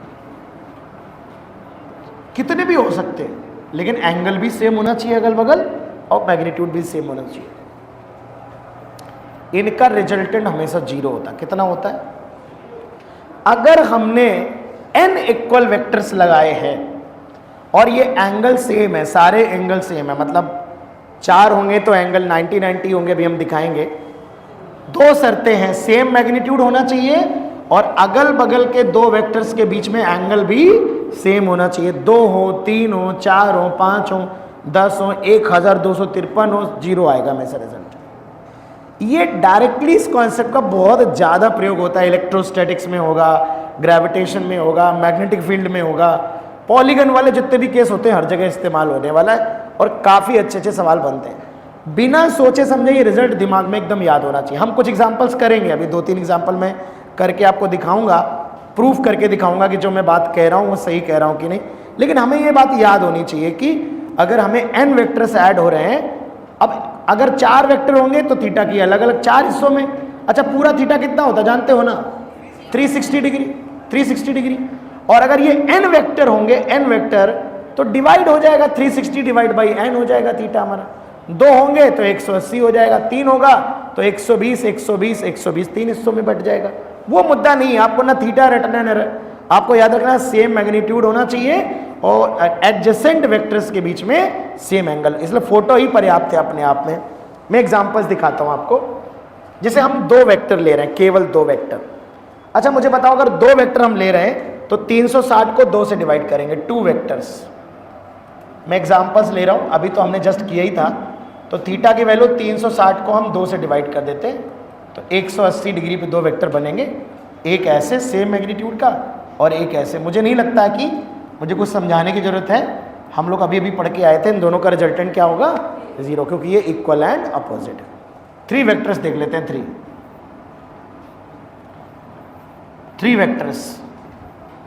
3 वेक्टर्स अगर देखोगे तो 3 हिस्सों में डिवाइड करोगे थीटा को, 360 को 3 से डिवाइड कर दो, 120 के एंगल पे होंगे। बराबर बराबर एंगल चाहिए ना बेटा, बराबर बराबर एंगल। तो देखो 120 के एंगल पे बनाते हैं, एक वेक्टर ये हो गया बेटा, एक 120 चाहिए ना, ऐसा आएगा।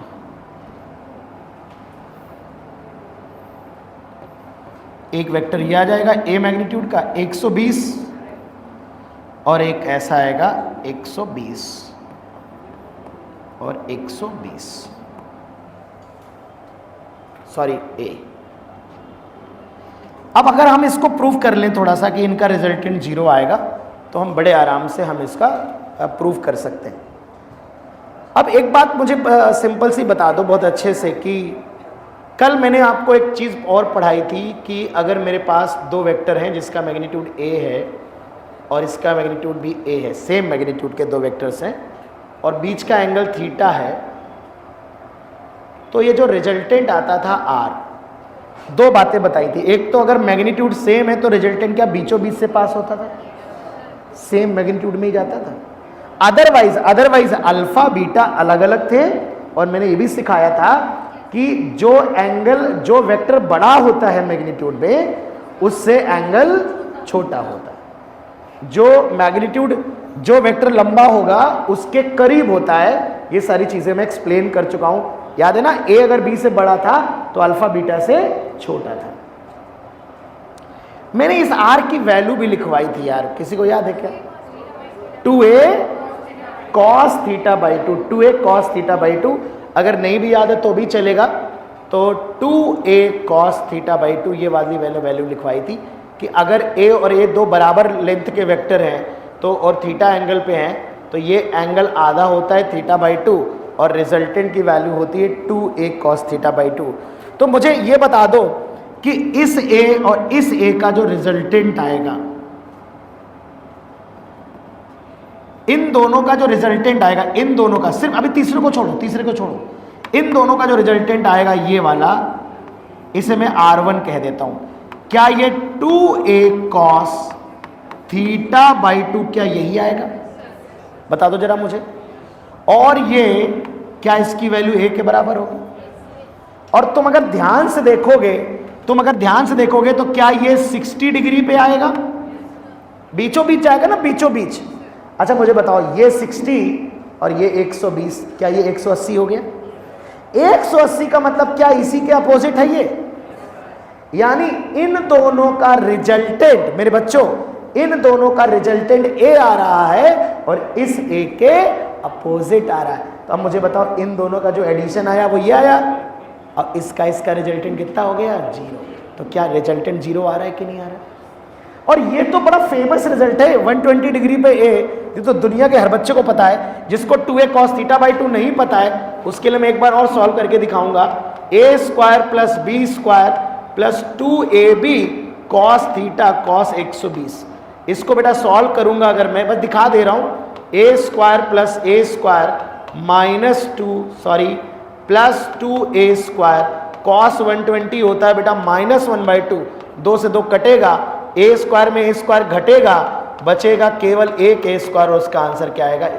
तो जिनको 2a cos θ/2 नहीं याद है, पैरेललोग्राम लॉ तो याद है ना, √a² plus b² plus 2ab cos θ तो याद ही होगा, भले पहली क्लास क्यों ना हो आपकी, इतना तो याद होता ही, एक साल आपने पढ़ा है एटलीस्ट। तो यहाँ पर मैग्नीट्यूड a आएगा, यानी इसमें कोई डाउट नहीं होना चाहिए कि इन दोनों का जो रिजल्टेंट है बेटा वो a आ रहा है, और यहाँ से 60 डिग्री पे आएगा और ये 120 डिग्री है, तो ये पूरा कितना हो जाएगा? 180। 180 का मतलब सेम लाइन के अलॉन्ग है, एक नीचे है एक ऊपर है, यानी दोनों अपोजिट डायरेक्शन में है। रिजल्टेंट क्या हो जाएगा? क्योंकि इन दोनों का एडिशन ये आया और इसको इसने कैंसिल आउट कर दिया, 2 के रिजल्टेंट को तीसरे ने कैंसिल आउट कर दिया। यानी क्या हम इस बात को 100% श्योरिटी से कह पा रहे हैं कि अगर हमने 3 वेक्टर बराबर बराबर एंगल पे बराबर बराबर मैग्नीट्यूड पे लगाए थे तो इनका रिजल्टेंट बेटा क्या आ रहा है? बताओ 0। क्या ये वाली बात 3 में भी साबित हो जाती है क्या बेटा? 3 में, 4 में तो बहुत ही आसान है, क्योंकि 4 में हम कट्टम खेल सकते हैं। 4 में अगर हम लगाओगे तो 360 को 4 से डिवाइड करना पड़ेगा, 90 डिग्री पे आएगा, एक ये आएगा, एक ये आएगा, एक ये आएगा, एक ये आएगा, इस ए को ये कैंसिल आउट कर देगा, इस ए में ये घटेगा, 0 हो जाएगा, आर की वैल्यू क्या हो जाएगी? 0। मैं 5, 6, 7, 8 के लिए भी प्रूव कर सकता हूं, लेकिन बेटा प्रूविंग इतनी भी जरूरी नहीं है तुम्हारे नीट के लिए जितना ये रिजल्ट इंपॉर्टेंट है। मैं बस इतना चाहता हूं कि चाहे 2 हो, चाहे 3 हो, चाहे 4 हो, चाहे 5 हो, ऑड हो चाहे इवन हो। देखिए कंफ्यूजन क्या है, बहुत सारे बच्चे क्या करते हैं, मैंने देखा है 4 वाले में तो दे आर कंफर्टेबल, बोले कट्टम इसने इसको खत्म, इस कैंसिल खेल लेते हैं। लेकिन ये कहां सवाल बनेगा? इलेक्ट्रो में सवाल बनेगा, कहेगा पेंटागन है, एक चार्ज यहां रखा, एक चार्ज यहां, एक चार्ज एक यहां, एक चार्ज यहां, कहेगा यहां इलेक्ट्रिक फील्ड बताइए 0 होगी कि नहीं होगी। तब मैं आपको याद दिलाऊंगा कि बेटा ये देखो 5 वेक्टर आ रहे हैं बेटा, और पांचों वेक्टर में बेटा एंगल सेम है बेटा, ये वाली प्रॉपर्टी याद करो, तुम्हें वेक्टर में पढ़ाई थी, 0 हो जाएगा। तब तुम कैंसिल नहीं खेल पाओगे। 5 के केस में आमने सामने नहीं आते ना, इवन नंबर बहुत आसान होता है, 2 में 4 में 6 में 8 में वेक्टर आमने सामने आ जाते हैं, तो कैंसिल खेल लेते हो। लेकिन जब 7 वेक्टर होते हैं, 9 वेक्टर्स होते हैं, तो कैंसिल नहीं होते हैं, क्योंकि एक वेक्टर दूसरे के सामने नहीं आता है। इसलिए मैं ये चाहता हूं, ये वाली बात तो मैं वहीं पढ़ाऊंगा कि आप ये प्रॉपर्टी याद रखिए, ये बड़ी इंपॉर्टेंट प्रॉपर्टी है। जो ये 2000 वेक्टर, 1000 वेक्टर, 2, 3, 4, 5, 6, 7 सबके लिए वैलिड है। 2 में प्रूव कर लिया, 3 में प्रूव कर लिया, 4 में भी प्रूव कर लिया, 5, 6, 7 में भी प्रूव हो जाएगा। और ये एक जनरल रूल है जो आपको याद होना चाहिए, ठीक है ना? तो फटाक से इसको नोट कर लो, वेरी वेरी इंपॉर्टेंट है।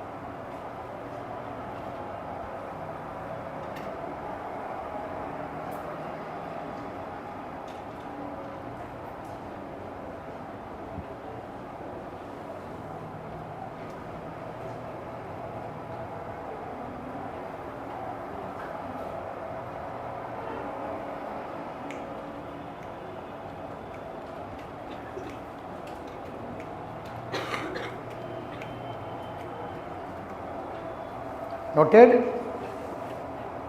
लिख लो लिख लो।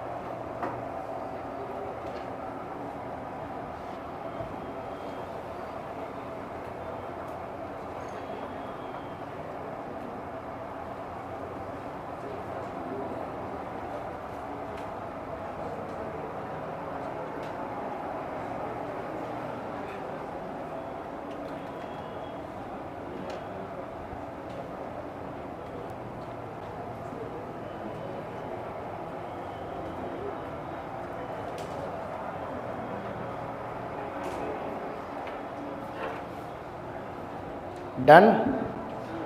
चलिए, तो 4 मैंने समझा दिया। आओ, तो कितने भी हो सकते हैं। अगर मैं कहूँ 10 वेक्टर हैं, 10 आइडेंटिकल, तो मुझे बताओ कितने कितने एंगल पे होंगे? 36। 360 को 10 से डिवाइड करो।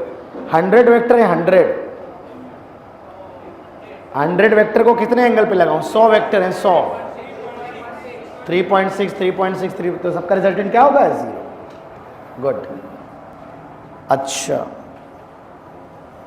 तो अब हम एक और इंपॉर्टेंट कॉन्सेप्ट डिस्कस करेंगे, पॉलीगन लॉ।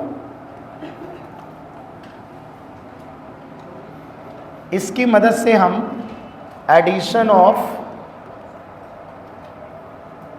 मोर than 2 vectors, more than 2 vectors, 2 से ज़्यादा वेक्टर्स को अगर हमें ऐड करना है तो हम पॉलीगन लॉ का इस्तेमाल करेंगे।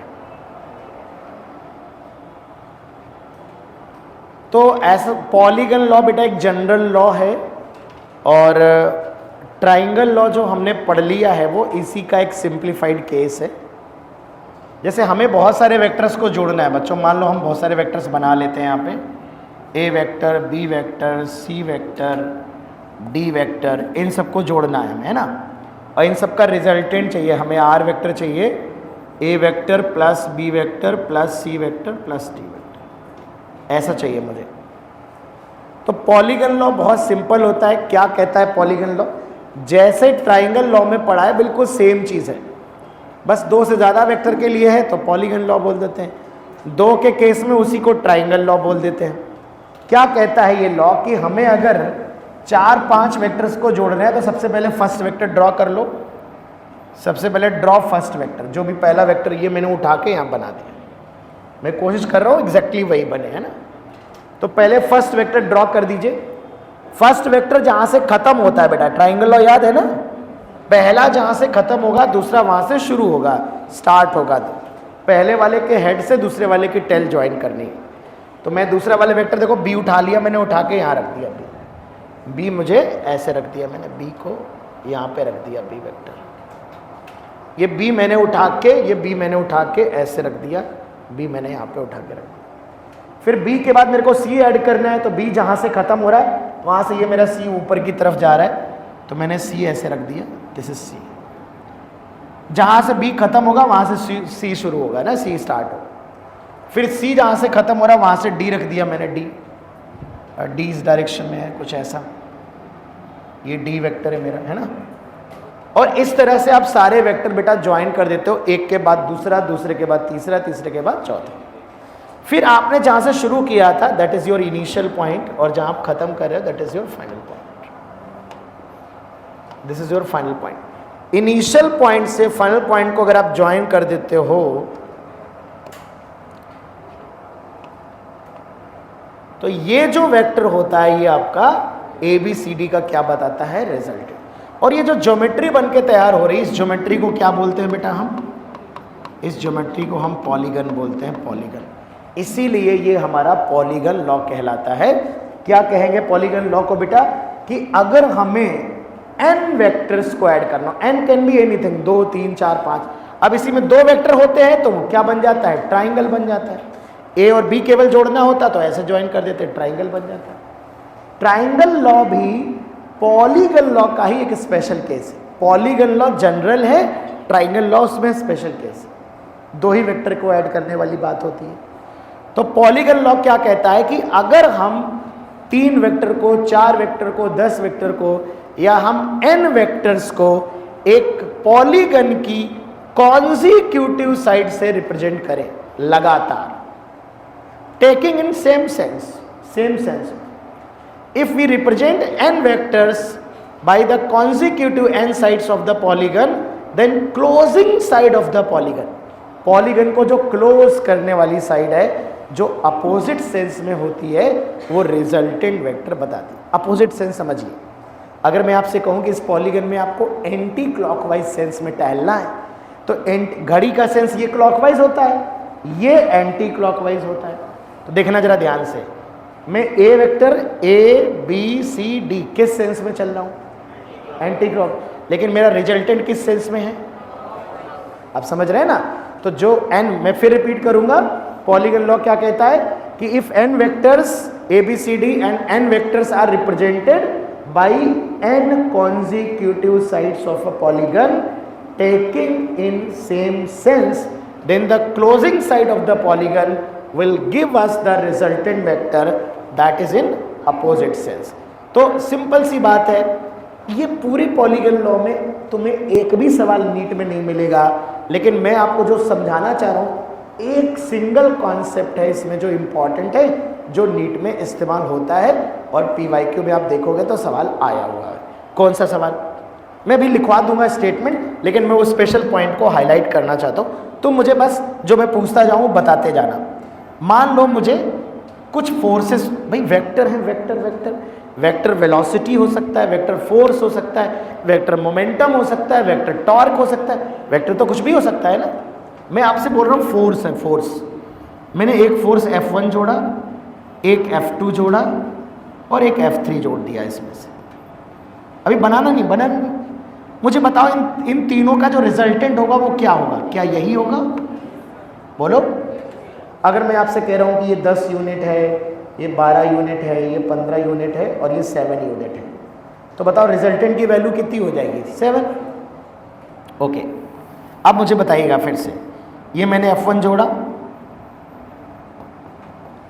मैंने अब की बार F2 ऐसे जोड़ा और F3 ऐसे जोड़ा। इनिशियल पॉइंट ये है, फाइनल क्या रिजल्टेंट ये है? पिछली बार की तुलना में रिजल्टेंट की वैल्यू कम हुई है कि बढ़ी है? कम हुई है ना। कैसे बता रहे हो? वेक्टर के जो एरो होता है उसकी लेंथ क्या रिप्रेजेंट करती है? मैग्नीट्यूड को। बता चुका हूं सारी बातें, यानी कुछ मैग्नीट्यूड कम हो गया, ये मानते हो कि नहीं मानते हो?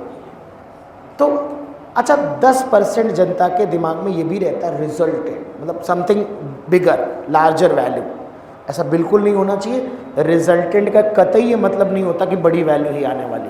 रिजल्टेंट का मतलब रिजल्ट से है, आंसर क्या है। जैसे तुम्हारा रिजल्ट में कम नंबर भी आ जाते हैं, है ना, तो रिजल्ट को रिप्रेजेंट करता है।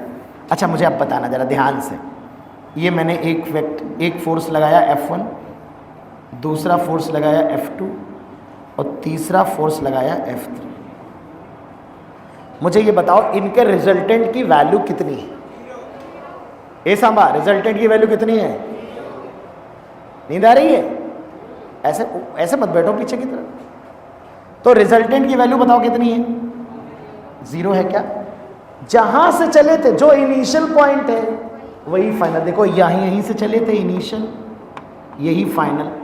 तो इनिशियल और फाइनल पॉइंट को जो क्लोजिंग साइड थी, जो क्लोजिंग साइड की जो लेंथ थी, लेंथ कितनी हो गई? छोटी करते करते 0 हो गई। यानी जहां से अगर मैं पॉलीगन लॉ से ऐड कर रहा हूं वेक्टर्स को, A ऐड किया, B ऐड किया, C ऐड किया, वहीं पहुंच गए जहां से चले थे। तो क्लोजिंग साइड मिल ही नहीं रही है, लेंथ 0 है क्लोजिंग साइड की। क्या मेरी बात समझ में आ रही है? अगर मैं ऐसे कितने भी फोर्स जोड़ूं, 1 वेक्टर, 2 वेक्टर, 3 वेक्टर, 4, चारों का रिजल्टेंट क्या होगा? जहां से चले थे वो। इसे बोलते हैं साइक्लिक पॉलीगन अगर बन जाए, साइक्लिक पॉलीगन अगर बन जाए, साइक्लिक पॉलीगन अगर बन जाए तो रिजल्टेंट क्या होता है? 0।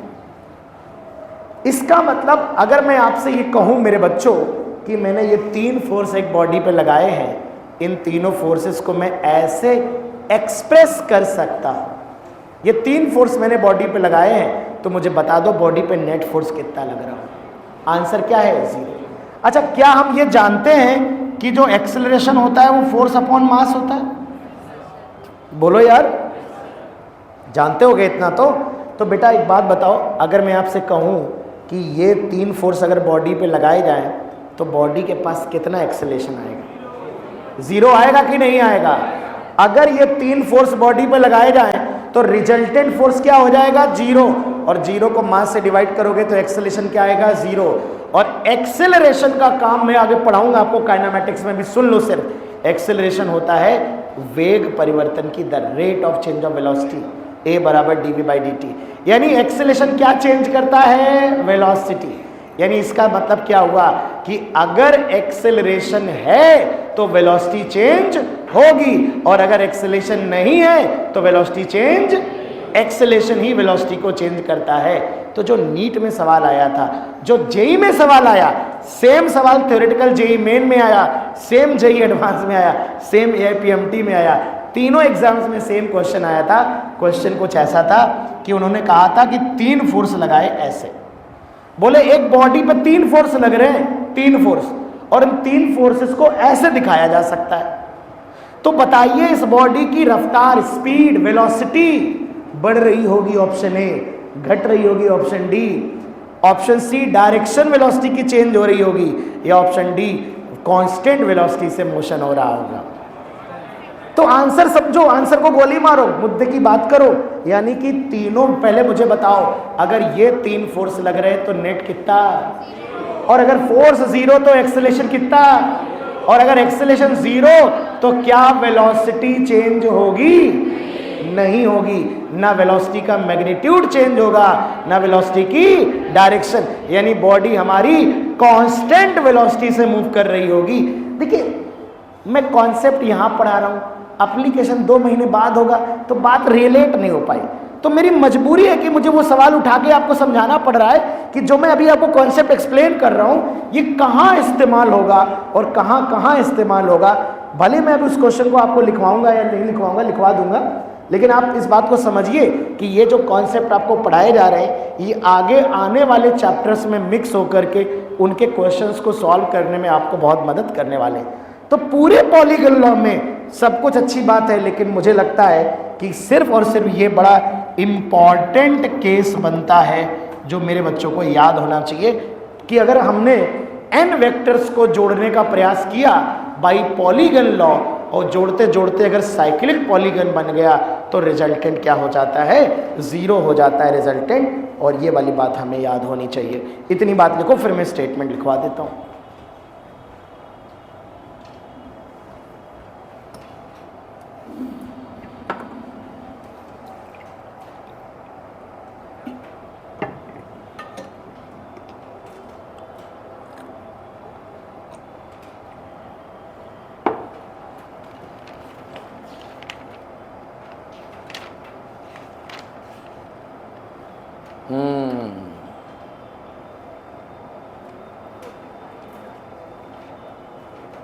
क्वेश्चन डाला है मैंने, 73 नंबर है, वही सेम क्वेश्चन।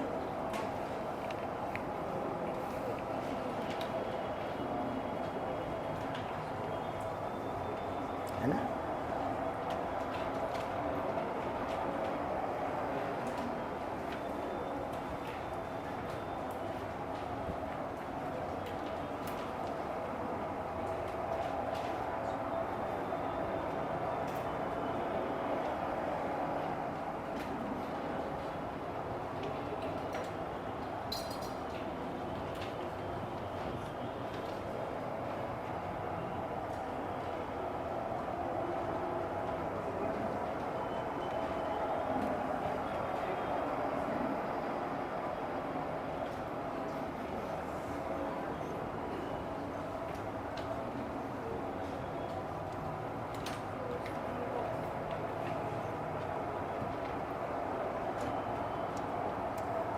बेटा पॉलीगन लॉ का स्टेटमेंट लिख देते हैं, स्टेटमेंट ऑफ पॉलीगन लॉ,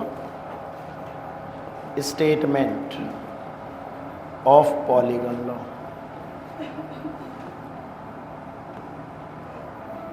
इसमें हम लिख सकते हैं if N vectors,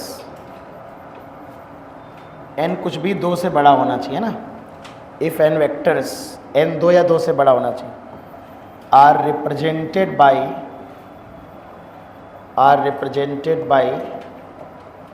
n consecutive sides of a polygon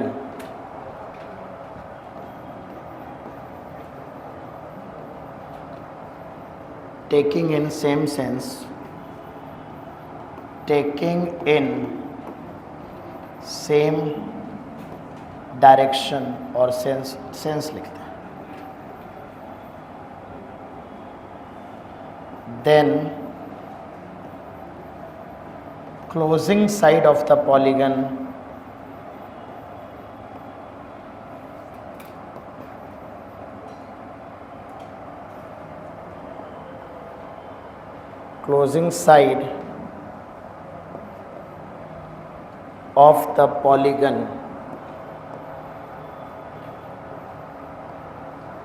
gives us the resultant vector.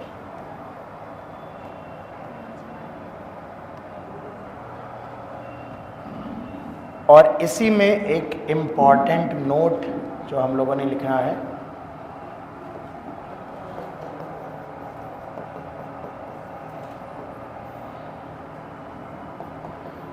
If a cyclic polygon is formed,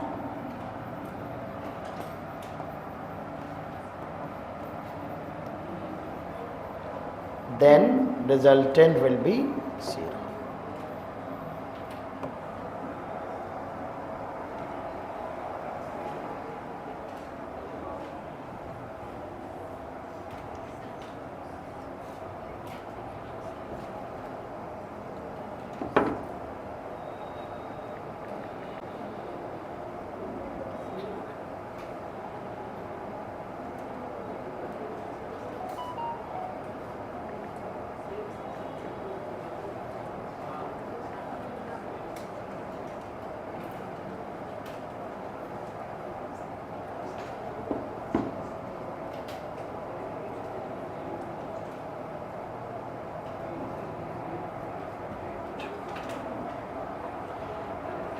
N क्या सिर्फ समझ गए हो कि मतलब इन if n vectors are represented by n consecutive sides of a polygon taking same sense of rotation वाला sense है, तो सेंस लिखेंगे, एस ई लिखेंगे शायद इसको, sense, then closing side of the polygon gives the resultant vector, है ना। इसको चाहो तो आगे ऐड कर दो, taking in opposite sense, opposite sense, ये वाली बात भी लिख लो, opposite sense।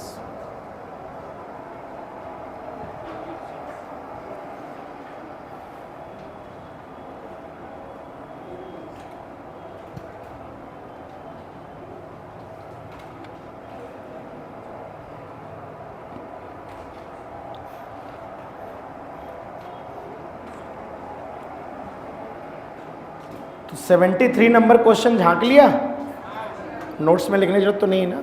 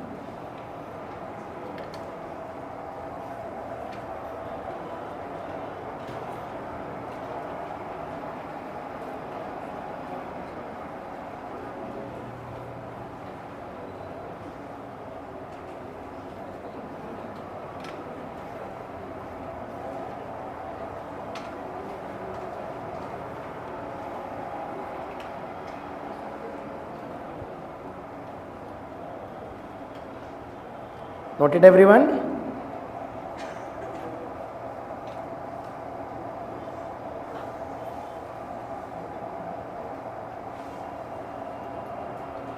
चलिए, तो अब हम बहुत ही इंपॉर्टेंट कॉन्सेप्ट डिस्कस करेंगे, that is components of a vector.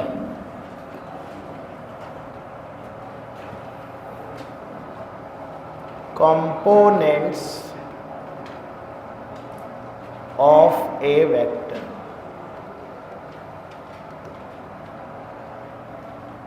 बहुत सिंपल सरल सी बात समझो बेटा, कि अगर मैंने बेटा ऐसे लिखा है R vector is equal to A plus B, अगर मैं ऐसे लिख पा रहा हूं if R is equal to A plus B, तो दो बातें, दो मैं कह सकता हूं। मैं ऐसे कहूंगा आर इज द रिजल्टेंट। क्या है बेटा?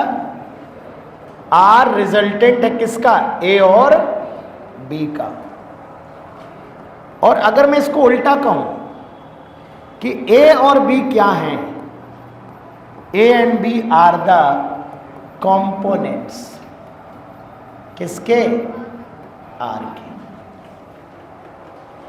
बहुत सिंपल सरल बात है बेटा, कि अगर मैं दो वेक्टर ऐड कर रहा हूं, मेरे बच्चों ध्यान से समझो, कोई भी दो वेक्टर मैं ऐड कर रहा हूं पैरेललोग्राम लॉ से, ये मुझे आर मिल रहा है।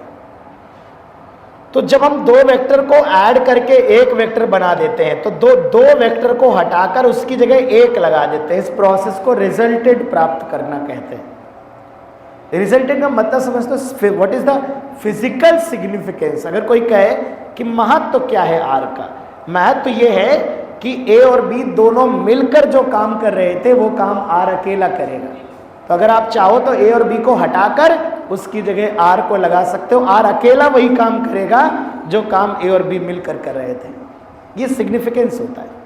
जब आप रिजल्टेंट निकालते हो, इसका मतलब आपने 10 न्यूटन ये और 10 न्यूटन ये निकाले, इसका रिजल्टेंट 10√2 आया 90 डिग्री पे, मान लो 90 डिग्री पे।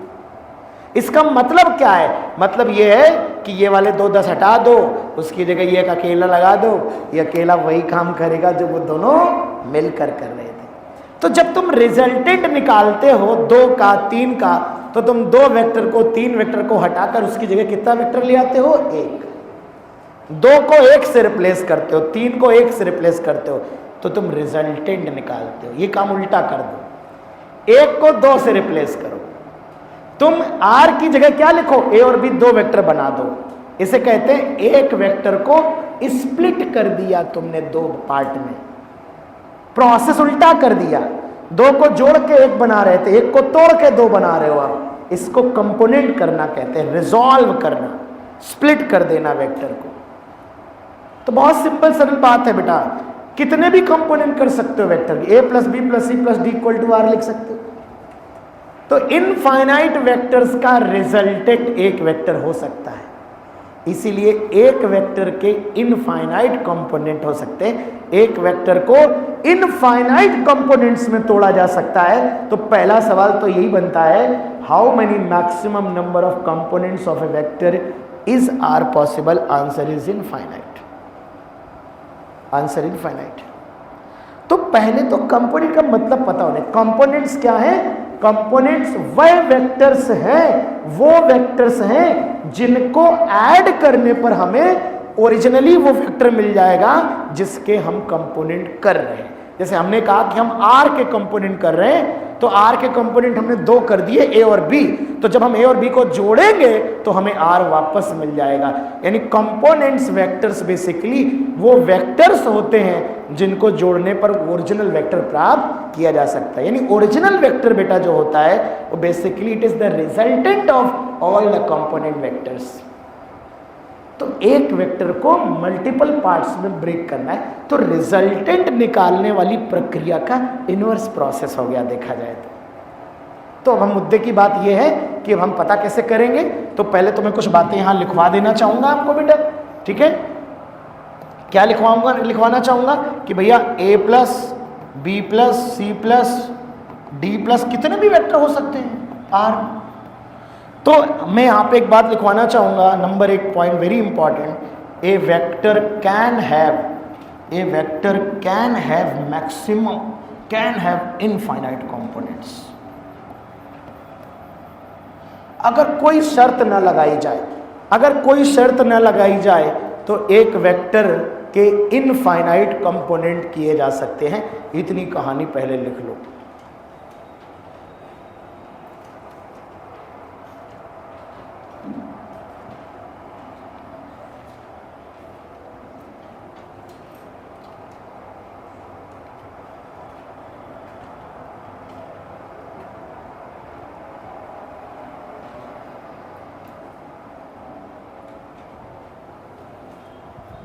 तो अगर ए बी सी डी सबका सम आर है तो ये सारे के सारे A B C D F G सब आर के क्या हैं? कंपोनेंट है।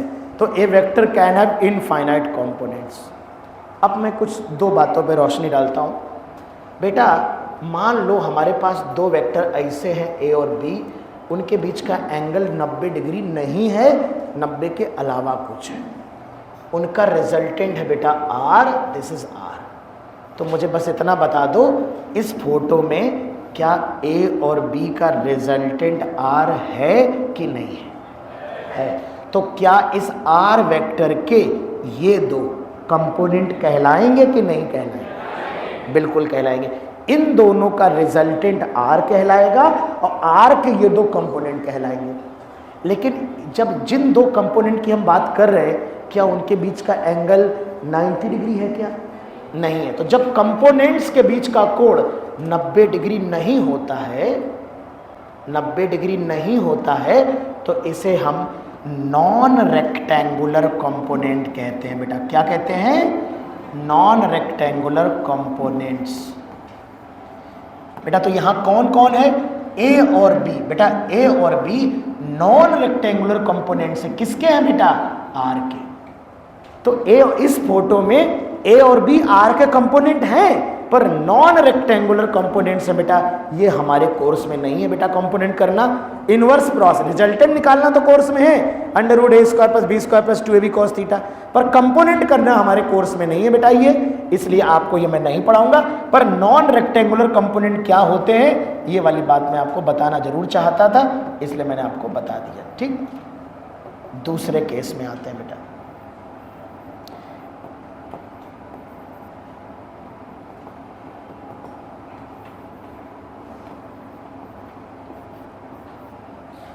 अब मुझे बताओ, क्या ए वेक्टर प्लस बी वेक्टर बराबर आर वेक्टर है? कौन सा लॉ? Parallelogram law. मुझे बताओ ए और बी का रिजल्टेंट आर है कि नहीं है ना? तो आर के ये दो क्या हैं? कंपोनेंट कहलाएंगे। दोनों कंपोनेंट के बीच का एंगल कितना है? ऐसे कंपोनेंट को रेक्टेंगुलर कंपोनेंट कहा जाता है। यही हमारे सिलेबस में, इसी को पढ़ना है। तो यहां पर हमारे ए और बी कैसे कंपोनेंट हैं? रेक्टेंगुलर कंपोनेंट है बेटा। कैसे कंपोनेंट है? रेक्टेंगुलर कंपोनेंट्स हैं। रेक्टेंगुलर कंपोनेंट्स हैं किसके? आर के। तो बेटा रेक्टेंगुलर कंपोनेंट्स उनको बोलते हैं, ऐसे दो कंपोनेंट जिनके बीच का एंगल 90 डिग्री होता है, उन्हें रेक्टेंगुलर कंपोनेंट बोलते हैं।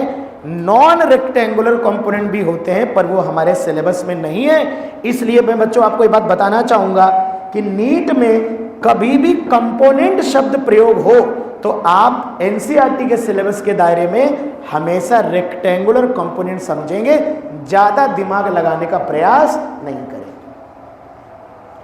कंपोनेंट दूसरे भी होते हैं, लेकिन अगर नीट के पेपर में कभी आए कि ये कंपोनेंट वो कंपोनेंट, तो हम हमेशा क्या समझेंगे?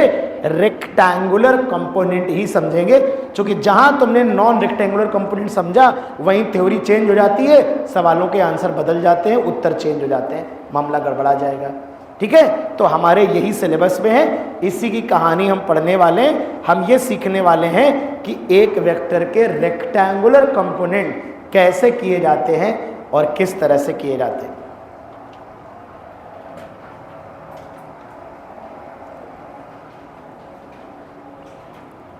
तो इससे पहले कि आप रेक्टेंगुलर कंपोनेंट करो, मैं आपको दो बातें लिखवा देना चाहता हूं।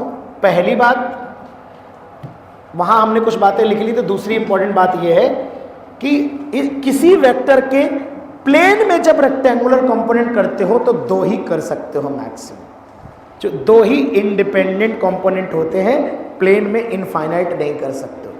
एक प्लेन में, ध्यान रखना, एक प्लेन में अधिकतम रेक्टेंगुलर कंपोनेंट कितने हो सकते हैं? दो, क्योंकि वो दोनों एक दूसरे से इंडिपेंडेंट होते हैं, तीसरा इंडिपेंडेंट नहीं होगा। Only two components are possible in a plane. पर 3 डायमेंशन स्पेस में 3 रेक्टेंगुलर कंपोनेंट कर सकते हो। उदाहरण के तौर पर एक एक्स एक्सिस के अलोंग, एक वाई एक्सिस के अलोंग और एक जेड एक्सिस के अलोंग। तो एक वेक्टर के कंपोनेंट से संबंधित 3 सवाल बनते हैं। 3 सवाल, बहुत ध्यान सुनिए। पहला सवाल जिसमें कोई शर्त नहीं लगाई, एक वेक्टर के मैक्सिमम कितने कंपोनेंट हो सकते हैं? आंसर है इनफाइनाइट। दूसरा सवाल, एक वेक्टर के स्पेस में मैक्सिमम कितने रेक्टेंगुलर कंपोनेंट हो सकते हैं? आंसर है 3। 3 mutually perpendicular, X Y Z. X Y Z की जगह कुछ और भी हो सकता है, बट 3 म्यूचुअली परपेंडिकुलर। एक प्लेन में मैक्सिमम कितने कंपोनेंट हो सकते हैं? 2। रेक्टेंगुलर कंपोनेंट 2 हो सकते हैं। नॉन रेक्टेंगुलर तो इनफाइनाइट हो सकते हैं, उसका आंसर तो इनफाइनाइट है। तो जब रेक्टेंगुलर कंपोनेंट की बात करेगा तो हम वहां पर आंसर, या तो प्लेन में है तो अधिकतम 2 कंपोनेंट सीखेंगे, 2 ही होते हैं, और मैक्स 3D में है तो मैक्सिमम 3। तो ये दोनों बातें मैं लिखवा देता हूं। A vector has maximum 2 rectangular component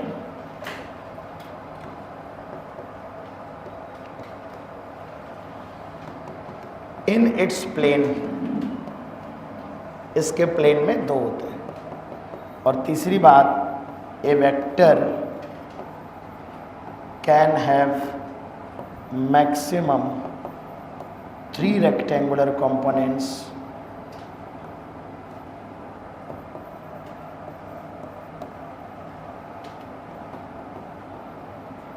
in space।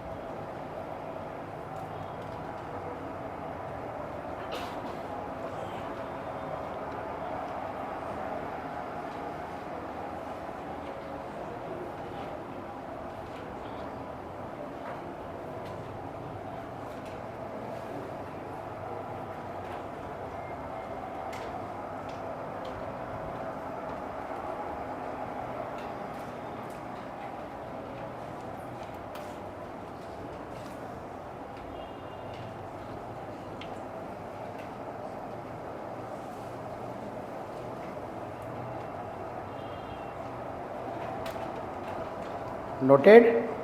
चलिए अब बच्चों हम लोग मेनली सीखने वाले हैं 2 डायमेंशन प्लेन में हम 2 वेक्टर्स के कंपोनेंट कैसे करेंगे। ठीक है, नोटेड एवरीवन? लिखो लिखो।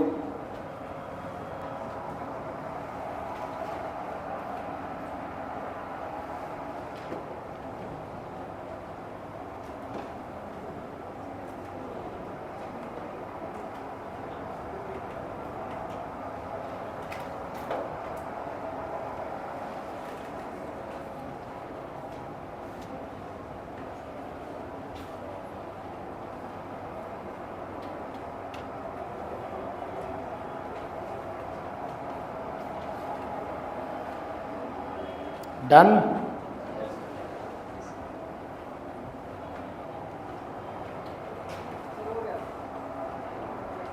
चलिए तो अब बच्चों हेडिंग लगाइए, rectangular component, rectangular components in a plane. Plane में रेक्टेंगुलर कंपोनेंट कैसे करेंगे।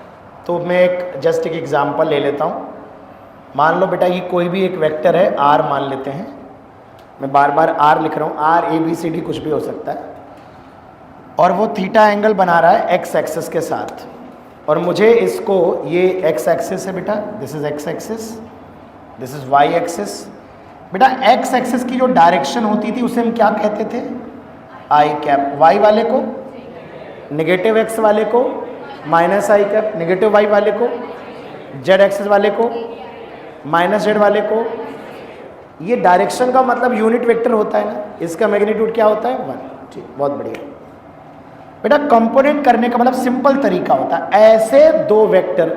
अब हम यहां पर बेसिकली एक्स कंपोनेंट और वाई कंपोनेंट निकालेंगे, एक्स कंपोनेंट और वाई कंपोनेंट। मेरी बात ध्यान सुनना, ये ध्यान रखना है, कंपोनेंट वेक्टर्स जो होते हैं वो बेसिकली दो ऐसे वेक्टर होते हैं जिनका रिजल्टेंट कौन आएगा, आर, और आर के वो दो क्या होंगे, कंपोनेंट। तो पहली बात तो रेक्टेंगुलर करने हैं तो उनके बीच का एंगल 90 होना चाहिए। दूसरी बात, एक एक्स में करना है मुझे, एक वाई में करना है, तो बड़े आराम से हम निकाल लेंगे। पैरेललोग्राम पहले बना लेते हैं, तो एक एक्स में ज्वाइन कर लिया, एक वाई में, ये मेरा पैरेललोग्राम बन गया। पैरेललोग्राम क्या, रेक्टेंगल बन गया। तो एक कंपोनेंट ये आएगा, इसे आर एक्स बुला दे रहा हूं, मतलब समझे, आर का कौन सा कंपोनेंट, एक्स कंपोनेंट, इसे बोल दे रहा हूं आर वाई, आर वाई। तो मुझे बस इतना बता दो, आर एक्स और आर वाई ये दो क्या हैं, बोलते चलो, जरूरी है, क्या है दोनों, कंपोनेंट है, किसके, कौन कौन से, ये वाला एक्स कंपोनेंट, ये वाला। अच्छा मुझे एक बात और बताओ, इसे मैं अगर ओ कह रहा हूं, इसे एन कह रहा हूं, इसे एम कह रहा हूं, इसे पी कह रहा हूं, मुझे बताओ जरा, ओ एन वेक्टर, अगर मुझे ओ पी वेक्टर लिखना है, ओ पी वेक्टर, क्या मैं उसे O N vector plus O M vector लिख सकता हूं, कौन से लॉ से, पैरेललोग्राम लॉ से, this vector plus this vector equal to this vector. मैं बार बार रिपीट करूंगा, ये क्या है इन दोनों का, रिजल्टेंट, ये दोनों क्या है इसके, कंपोनेंट। प्रोसेस पता होना चाहिए, उल्टा है बिल्कुल एक दूसरे का, रिवर्स प्रोसेस है। अच्छा मुझे एक बात बताओ, अगर इसकी लंबाई आर एक्स है और इसकी डायरेक्शन आई कैप है, तो मुझे बताओ मैं ओ एन वेक्टर क्या लिख सकता हूं। अगर इसे मैं आर वेक्टर लिख रहा हूं, आर वेक्टर, तो मुझे बता दो इसको मैं क्या लिख सकता हूं, आर एक्स। क्या हमें याद है ना, हमने यूनिट वेक्टर पढ़ा था बेटा, जो यूनिट वेक्टर होता था vector divided by its magnitude, ये बेटा हमने पढ़ा था, ये मैं पढ़ा चुका हूं आपको, जिसमें इससे हमने फिर इसको ऐसे लिख दिया था, मैग्नीट्यूड इनटू डायरेक्शन। मैंने कहा था बेटा वेक्टर में दो चीजें चाहिए होती है, एक क्या चाहिए होता है बच्चों, मैग्नीट्यूड, और दूसरा क्या चाहिए होता है, डायरेक्शन बेटा। तो वेक्टर के मैग्नीट्यूड को अगर डायरेक्शन से मल्टीप्लाई कर दिया जाए तो मुझे वेक्टर मिल जाएगा बेटा, ये सारी बातें पढ़ा चुका हूं। तो मुझे ये बता दो इस वेक्टर का मैग्नीट्यूड कितना है, आर एक्स है, डायरेक्शन क्या है, आई कैप, तो क्या मैं इसे आर एक्स आई कैप लिख सकता हूं। इस वेक्टर के बारे में बता सकते हो क्या, इसका मैग्नीट्यूड बताओ क्या है, आर वाई, डायरेक्शन क्या है। तो अगर मुझे आर एक्स और आर वाई की वैल्यू पता चल जाए तो क्या मैं ऐसे लिख सकता हूं वेक्टर को, अरे बोलो लिख सकता हूं कि नहीं भाई। अच्छा मुझे एक बात और बताओ, तुम ये तो मानते हो ना कि इन दोनों का रिजल्टेंट ही आएगा, अरे मानते हो कि नहीं, इनके बीच में एंगल 90 डिग्री है, ये भी समझ रहे हो, ये दोनों इसके क्या हैं, कंपोनेंट हैं। एक्स कंपोनेंट के साथ हमेशा क्या दिखेगा, आई कैप, वाई के साथ क्या दिखेगा, जे कैप। तो मैं ये कहूंगा आई कैप का जो कोफिशिएंट होगा वो एक्स कंपोनेंट हो जाएगा, जे कैप का जो कोफिशिएंट होगा वो वाई कंपोनेंट हो जाएगा। इसी प्रकार 3D में के कैप का जो कोफिशिएंट होगा वो जेड कंपोनेंट हो जाएगा, है ना। क्या मुझे ये बता सकते हो कि मैं आर की वैल्यू को आर एक्स और आर वाई के टर्म में कैसे लिख सकता हूं। बहुत सिंपल बात है बेटा, बहुत सिंपल बात है, इन दोनों का रिजल्टेंट ही तो आर है, और इन दोनों वेक्टर के बीच का एंगल कितना है, 90 डिग्री, और 90 डिग्री पे पैरेललोग्राम लॉ बताता है under root A square R X square plus R Y square plus 2 R X R Y cos 90, और कॉस 90 की वैल्यू क्या मैं सीधे लिख दूं आंसर, बताओ क्या लिखूंगा, R X square plus 2 R X R Y cos 90, cos 90 0। क्या समझ गई वाली बात। यानी अगर वेक्टर आई और जे में लिखा है तो आई का कोफिशिएंट कौन सा कंपोनेंट, कौन सा कंपोनेंट, एक्स कौन सा, जे का कोफिशिएंट, तो क्या हम उसको देखकर मैग्नीट्यूड लिख सकते हैं क्या? वेरी गुड, बहुत बढ़िया। लेकिन ये सारी बातें साइड की है, मुद्दा ये है आर एक्स और आर वाई की वैल्यू निकालना, तो वो अभी हम सेकंडों में सीख जाएंगे। मुझे ये बताओ, क्या ये अगर ये एंगल 90 है तो क्या ये रेक्टेंगल बन गया बेटा, आयत बन गया क्या? ये बताओ जरा मुझे। अच्छा, अगर ये आर वाई है तो इसकी लंबाई कितनी होगी? आर वाई होगी। बहुत बढ़िया, आर वाई हो जाएगा, हो जाने दो, हो जाने दो। अच्छा मुझे बताओ, मैं अगर कॉस थीटा लगा दूं, कॉस थीटा, तो इस ट्राइंगल में कॉस थीटा बता दो। बेस अपॉन हाइपोटेनस होता है, तो बेस अपॉन बेस कौन है? हाइपोटेनस कौन है? आर। तो बताओ एक्स कंपोनेंट क्या होगा? R cos theta, R cos theta होगा। यानी आर वेक्टर का थीटा एंगल पे जो कंपोनेंट होता है वो क्या होता है? R cos. यानी इस आर एक्स की जगह मैं क्या लिख सकता हूं?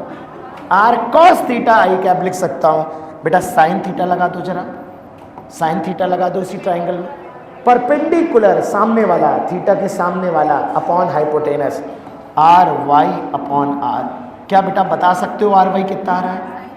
आर साइन थीटा आ रहा है। तो मैं अगर इस वेक्टर को दोबारा लिखना चाहूँ, ये पुरानी बातें पढ़ा चुका हूँ, अगर मैं इस वेक्टर को दोबारा लिखना चाहूँ बेटा तो मैं कैसे लिख सकता हूँ? आर एक्स के साथ है आई कैप, आर एक्स की वैल्यू क्या है? आर कॉस थीटा, इसके साथ क्या लिख सकता हूँ? आई कैप। और आर वाई के साथ क्या है बेटा?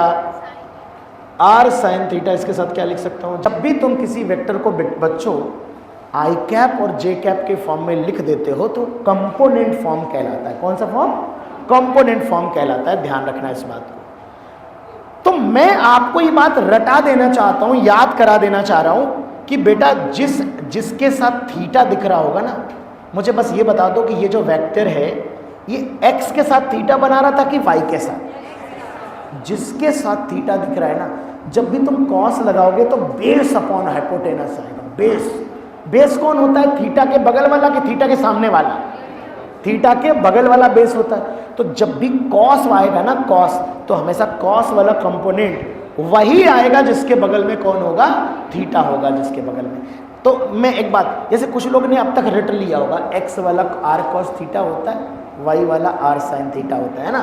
तो लेकिन मैं आपको याद दिलाना चाहूँगा कि मान लो ये वेक्टर ऐसा होता है बेटा और एग्ज़ाम में ये थीटा दिया हो, तो अगर एग्ज़ाम में ये थीटा दिया हो, ये वाई हो, ये एक्स हो, गौर फरमाइए थोड़ा सा मेरी बात पे। मैं इसको ऐसे मिला देता हूँ, इसको ऐसे मिला देता हूँ। This is your R X, this is your R Y.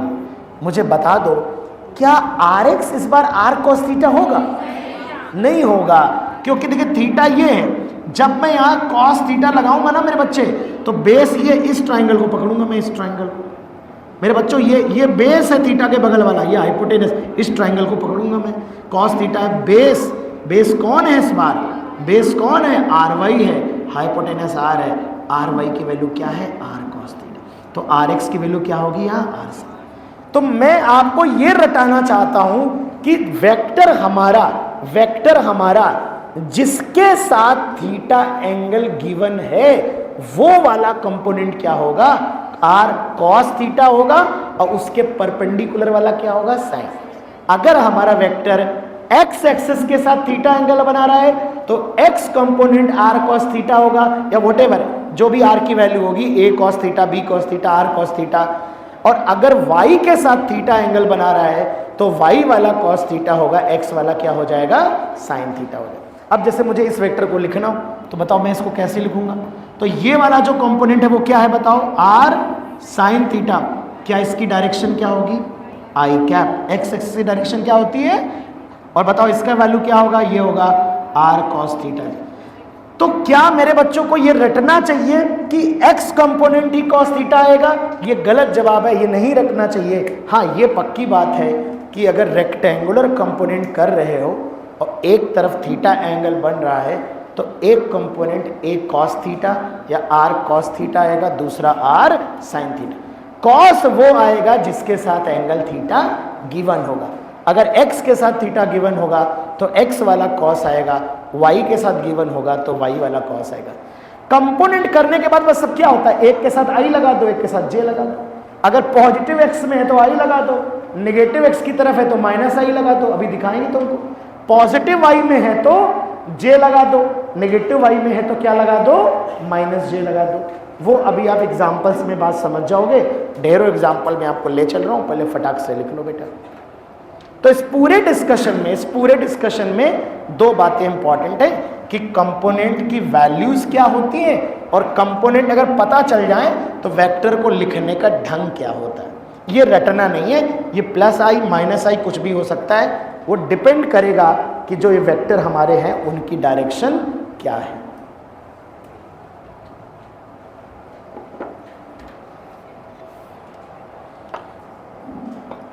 देखिए पूरे वेक्टर में कंपोनेंट से ज़्यादा इंपॉर्टेंट कुछ भी नहीं है। सबसे ज़्यादा फिजिक्स में अगर वे यूज़ होता है तो वो है वेक्टर। वेक्टर में सबसे ज़्यादा जो यूज़ होता है वो है कंपोनेंट। एक भी चैप्टर बिना वेक्टर के सॉल्व नहीं होगा।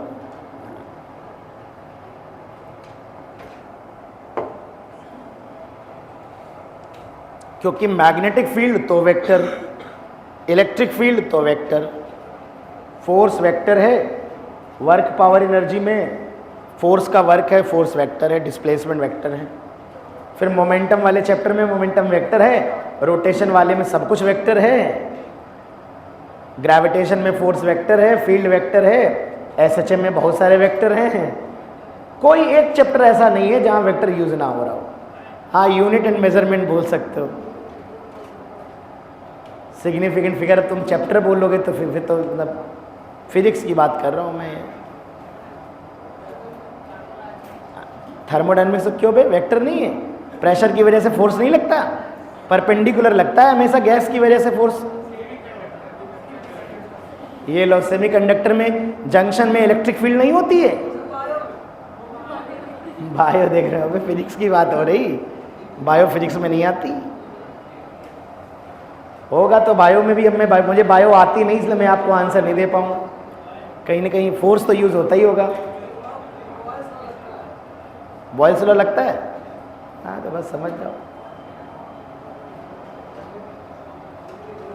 वेक्टर इज वेरी इंपॉर्टेंट, बहुत जरूरी है। लिख लिया? हम लोग एक दो सवाल करेंगे फिर हम कहानी को। पागल हो क्या? बिल्कुल टाइम ही नहीं हुआ अभी। बिल्कुल बिल्कुल अभी तो स्टार्ट किया बेटा। एक सवाल कराएंगे, ज़्यादा नहीं।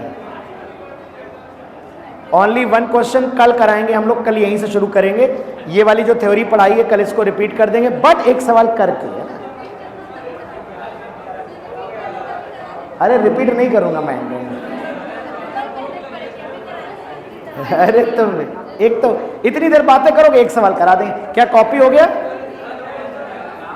कॉपी हो गया? ये लो ये लो। तुम लोग यार बहुत नालायक हो। मतलब पता है तुम लोग को ये बात किसी ने बताई कि नहीं बताई? चलो मुझे एक कंपोनेंट करके दिखा दो। अच्छा, अगर मेरे पास एक ये फोर्स लग रहा है, इस फोर्स की वैल्यू 100 न्यूटन है, this angle is 60 degree, this is Y axis, this is X axis, और मुझे इसको कंपोनेंट करके इसे आई कैप और जे कैप में लिखना है। तो सबसे पहला तरीका समझो, इसके हेड से एक ड्रॉप कर दिया करो परपेंडिकुलर एक्स में, एक ड्रॉप कर दिया करो वाई। देखो एक कंपोनेंट इधर आएगा, एक कंपोनेंट इधर आएगा। सबसे पहले मुझे बता दो थीटा किसके साथ है, एक्स के साथ कि वाई के साथ? तो कॉस कौन सा आएगा, एक्स वाला कि वाई वाला? तो 100 इसका मैग्नीट्यूड है, तो ये होगा 100 कॉस 60 और ये होगा 100 साइन 60। कॉस 60 की वैल्यू कितनी होती है वो तुम निकालते रहना। मुझे ये बताओ, अब मैं इस वेक्टर को लिखना चाहता हूं तो 100 कॉस 60 लिखूंगा। अब मुझे बताओ डायरेक्शन क्या लिखूं, प्लस आई कैप की माइनस आई कैप? तो माइनस आई कैप। कोई परेशानी किसी को? उधर होता तो आई कैप, इधर है तो माइनस आई। ये बताओ मुझे क्या है, 100 साइन 60। मुझे बताओ प्लस वाई में है कि माइनस वाई में है? तो प्लस जे कैप की माइनस जे कैप? कॉस 60 की वैल्यू होती है 1/2। 1/2 आई कैप, साइन 60 की वैल्यू होती है √3/2 J cap, it is -50 I cap, 50 √3 J cap.